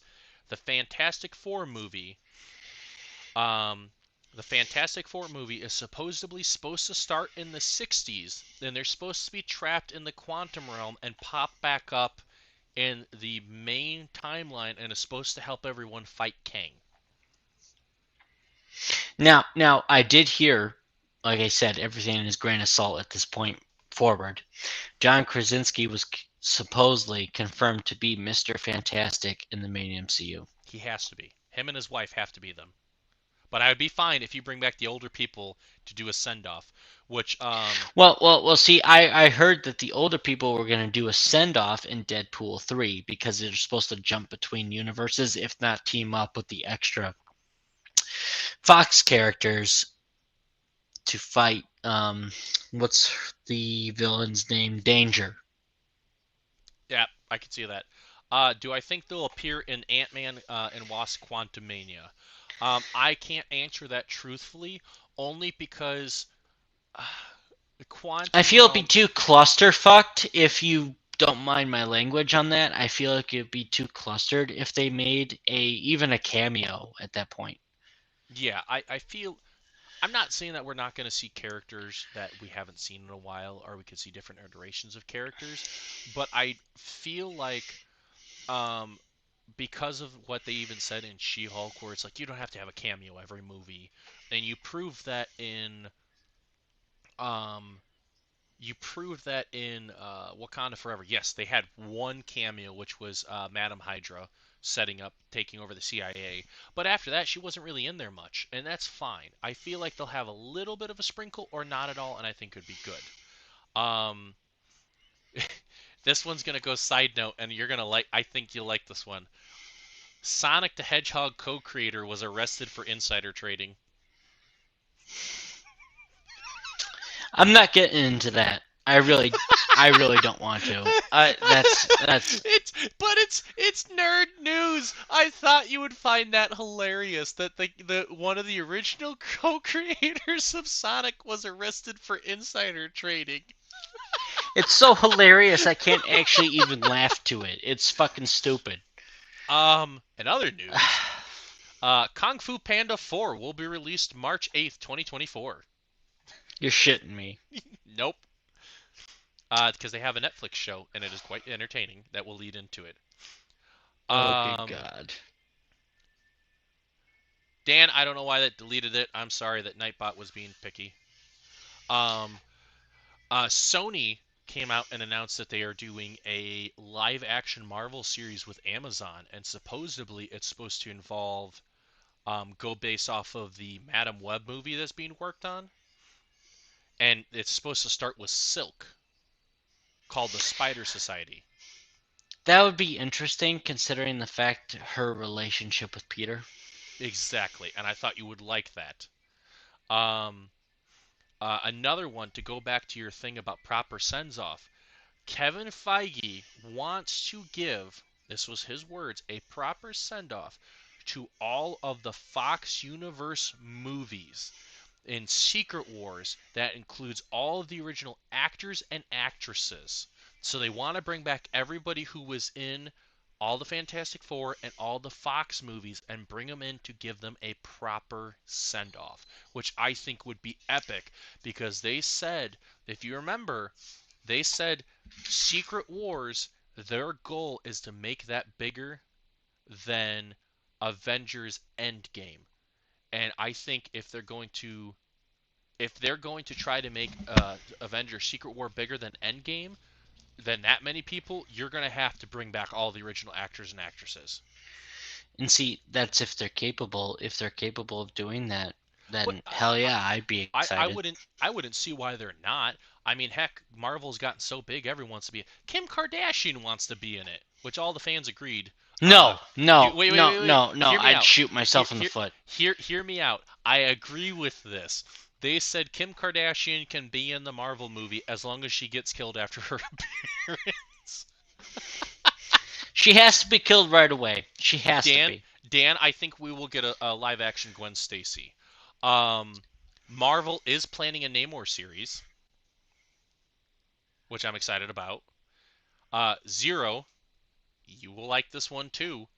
Uh, Daphne Keene is returning as X-23 in Deadpool 3. Really? Yes, they're bringing her back. Uh, Bios- Bioshock movie is supposed to be true to the game series. I'm not going to go into that giant article. Uh, uh, the Thunderbolts movie, to quote David Harbour, is supposed to drop a huge bomb in the MCU universe. Probably fucking Harrison Ford. He is. He got cast as Thunderbolt Ross. Um, Well, that's what I'm saying. That's probably the huge bomb. uh, Captain America: New World Order and Moon Knight season 2 are supposed to both start filming next year. Hey, at least we'll get the leader. Uh, Confirmed by Sim Lu, Shang-Chi 2 is called Shang-Chi and the Wreckage of Time, which I'm very curious about that one. That does seem very curious how he would be involved in something like that. The Pirates of the Caribbean movie with Margot Robbie has officially been axed. What the fuck? Yeah, they officially axed that. But supposedly, and I haven't had a lot of chance to look up this information, supposedly Robert Downey has signed to come back as Jack Sparrow. Okay, that's good news, but at the same time, I love Margot Robbie, so when you axe her, I feel like you're doing the world an injustice. I don't think it's that it's an injustice. I think it's that after the whole thing with Johnny Depp and Amber Heard, Disney dropped him like a sack of bricks and they wanted to continue the pirate movies, but the problem is they didn't Like Death realize said, without depth, there's no pirates. exactly, and that was their fault. Um, Yep. this is another one. It proves my point with my theory. Scarlet Witch is supposed to appear in the Agatha Coven of Chaos series. I believe, Dan, that Depp is coming back from what I hear too. Yes. And the fact that Scarlet Witch shows up in the, let's say, House of Harkness, if that's what they call it, I don't know about that. Well, okay, here's why I got to say this. Do you remember in Doctor Strange and the Multiverse of Madness when the building is starting to collapse? There, if Yes, you look, she does disappear. She does do her little flashbang which a and theory that disappear. the rumor is that either Agatha saved her or Kang saved her, and I'm curious to see which one was which. I think Um, she saved herself. and the series has started filming, so it's supposed to come out next year. Gears of War is finally getting a goddamn movie. Marvel, they have confirmed now Vision is coming back in Armor Wars and his own series called Vision Quest, which supposedly Vision Quest Really? is supposed to come out before Armor Wars because that got turned into a movie because there's too much to tell. Um, Across the Spider Verse, have announced that Spider Punk, Spider Woman, and 2099 Spider Man are all supposed to be in there. Well, 2099 was a given. Uh, I'm gonna. All right. Chris Evans was named sexiest man alive. I think Ryan Reynolds is jealous. Well, you know why he's jealous? Because with Chris Evans being named sexiest man alive, that truly is America's ass. I would say he's the world's ass. He is the world's ass. Um, the Percy Jackson Disney Plus series is finished filming. Is coming out next year, and this ends this Zero. I don't know how you feel. I had to put this last. Toho Studios has said November of next year we are finally getting another Japanese Godzilla movie. Are you serious? Yes, and it is absolutely great. But that is my nerd news, and Zero, I beg you to try to top that because I think I passed 20. I could be wrong unless Dan and Death stopped counting. Hey, Yes. I already admitted to you before we even started this you were going to beat me, so it doesn't matter. Um, here was the announcements with this. We don't because the holiday season's coming up, we are going to Death. No, it is not connected to the Monster Verse because that's the America verse.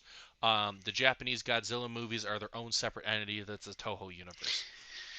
Yeah, Um, the Universal Monsterverse kind of got canceled with Tom Cruise and the Mummy. They kind of fucked that. no. I think he's talking about the Monster Verse. That's Oh, the Godzilla movies. with Godzilla versus Kong type thing, you mean? Yes. Oh, yeah, I haven't heard anything about that whatsoever. Um. So here is the last announcements that we have at this point. One, um, we are working currently on figuring out the time when episode 3 will be out. Because of the holiday season, Zero and I will discuss that. So keep an eye on Twitter, keep an eye on our Discord, keep an eye on our Instagram, where Zero and I are starting to post videos on that, and we're trying to be entertaining as much as we could with that. And we will let you guys know when that's going to happen. The second announcement, episode 3 is our first guest star appearance. Our first guest star appearance is going to be Kingpin Cheshire, who is a big Dead by Daylight horror game streamer on Twitch, and And with he, that episode, we'll be talking about the Saw films. we will be jumping into our horror series, which a lot of you guys might not know, but our intro of the Welcome to the Multiverse, that is our announcer. He is our announcer. I'm so excited. I know Our he's DBZ announcer will be the first guest appearance. He will be our first guest appearance, and we are going to be talking about, as he said, our first step into the horror culture of pop culture. And we are going to be dissecting the morality that is the John Kramer Saw killer. And I'm super Yeah. excited that because that's going to be very different than what we've done for these past 2 episodes. Um, and I hope you guys will come back for that. And any of you guys that are in here, if you want to be guests on the podcast, let me know. Hit me up on Twitter or private message me or Zero, and we will do our best to get you guys in there with us. And our rule Yeah, with our we are guests, both on Twitter, so yes, our rule with our guests is anytime you are the guest star, are the guest, you get to pick what the topic is, and then we will discuss what that topic with you, or we will learn from you of what that is and bounce back and forth. So hit us up on Twitter, hit us up on Twitch, DM us. We will definitely do our best with that. And Zero, everyone that stuck around, that was episode 1, technically 2. But technically episode 2, session 1, because we like to go into the D&D reference as hard as we can, especially the whale dick references we're going to probably make in the future. it's well, I almost forgot. Um, the end of this in the Saturn news for nerd news.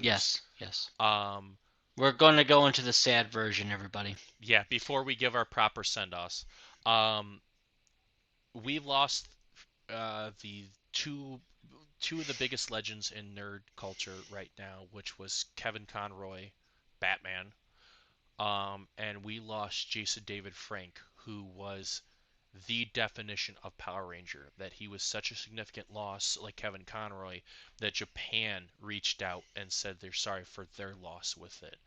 Um, and before we give our send off, we wanted to say, hey, we haven't talked about those guys yet, um, because we didn't really know the words to say. Um, and Zero, I figured I'll leave uh, JDF to you because you were more Power Ranger. Um, Losing Kevin Conroy was really rough as to me because as much as it was losing Stan Lee, who were both big impacts, I like Power Rangers. I grew up watching the series. I grew up watching Batman and listening to Kevin Conroy. Even reading the Batman comics or the books or watching the animated series, all I hear is Kevin Conroy. And to lose him is a very rough thing. And then to lose Jason David And Frank as well, who was a huge impact for Power Rangers for Zero and I, that we grew up watching them. Uh, to see everything that he's done to reach out into the world and make all of these charities, martial arts, finally being able to make the Legend of the White Dragon, which did get finished. He did get to finish it, and it comes out next year. Was a really substantial loss to the nerd community, and I'll be right uh, we are very saddened of their passing. And uh, to me, I will say this on JDF: if you are struggling with anything, please reach out to anybody. If you are listening, you are struggling, reach out to me. I will talk with you. I will talk with you and do my best to help you. But if you are struggling and you don't know what to do and you can't find people, please, please call that suicide hotline so you can get help and try to talk you out of that dark spot. Zero, it's all on you now, buddy. I mean, like you said, with like, say for example, Kevin Conroy, I grew up with him as he was the voice of Batman, and to hear about his passing when I heard it from you, and I thought, oh shit, when someone like that, like him or JDF passed, you think this can't be real, it's got to be fake. And then the more information you get, to think, shit, one of our heroes has, our childhood heroes is gone. And it really makes you think that life is it's too short, and there's not really any words to describe it. And like we said at the beginning of the episode, this fucker's gonna make me depressed and cry. But when Kevin Conroy went, I thought, okay, my animated Batman's gone. And the fact that I got to see him for once in live action in the Crisis on Infinite Earths with the CW was fantastic. The fact that he got to represent a live action Batman, a character he had voiced for so many years, come to fruition was so cool. I always remember that. And to move on to JDF, it's like I got two heroes in my life, and he was one of them. I grew up with him. In my opinion, to me, he was the greatest Power Ranger I had ever seen. And how good of a man he was, and a father figure, and it sucks. It really does. It does, and like I said, It, if you're struggling, don't be afraid to reach out. If it's getting to that yeah. point, quickly find someone to talk to, whatever you can. And I know we had a good laugh and everything, but we did want to talk about this. Um, it's a subject in nerd culture that unfortunately, for celebrities that are passing, a lot of people, for me particularly, when Stan Lee died, that was a huge blow to me, because he's made the Marvel world that helped me introduce the nerd culture, and a lot of people that aren't and understand this culture don't understand us when we lose a celebrity that meant a lot to us. They don't understand the significance of these. I had a celebrity, or not a celebrity, a supervisor I used to have in my job that made the comment going, do you think this person, when Stan Lee died, do you think he's going to care if you died? Or do you think this person's going to care after you meet him? I'm like, oh, yeah, he would. I think he would. Stan Lee reached and loved everybody, and that was the morals he was trying to teach. Jason David Frank, Zero was awesomely lucky enough to meet the guy, and he was. I didn't get to talk to him, but Zero had a fantastic time meeting him. Said he was absolutely nice, and it's They say, um, I'm sorry to interrupt, buddy, but they say, some people say that never meet your heroes because you'll be disappointed. And honestly, I met one of mine, and it's hard to say, but he was awesome. He was mhm, great. And I mean, I didn't know him personally, but you. he was fantastic. And he embodied the hero I looked up to as a kid. So we end this today on a little bit of a sad note because we feel this, as us talking about this culture, that it needed to be said that both of their impact are going to be missed. Uh, they're going to be missed. They are felt heavily. You can see with Zero the impact this guy had alone. Um, it's a rough passing, but don't ever be afraid if you get to that low to talk to somebody. Like I said, we're here. Talk to us if you need to. We love all of you guys. We may not know you in person, but we will happily lend an ear. So, with all of that said, we love all of you guys. We hope that our lesson we're trying to do with this podcast helps you in those dark points of you can come here and you can escape reality. You can escape whatever's going on in your life and just nerd out, laugh with us, have a good time. That is our goal with this. And we hope we are able to continue doing that for you guys. And don't, like I said, don't ever be afraid. Reach out to us if you need someone to talk to. We are here for you. Unfortunately, this is the end of our stream today, and I will be rating us out. And we do this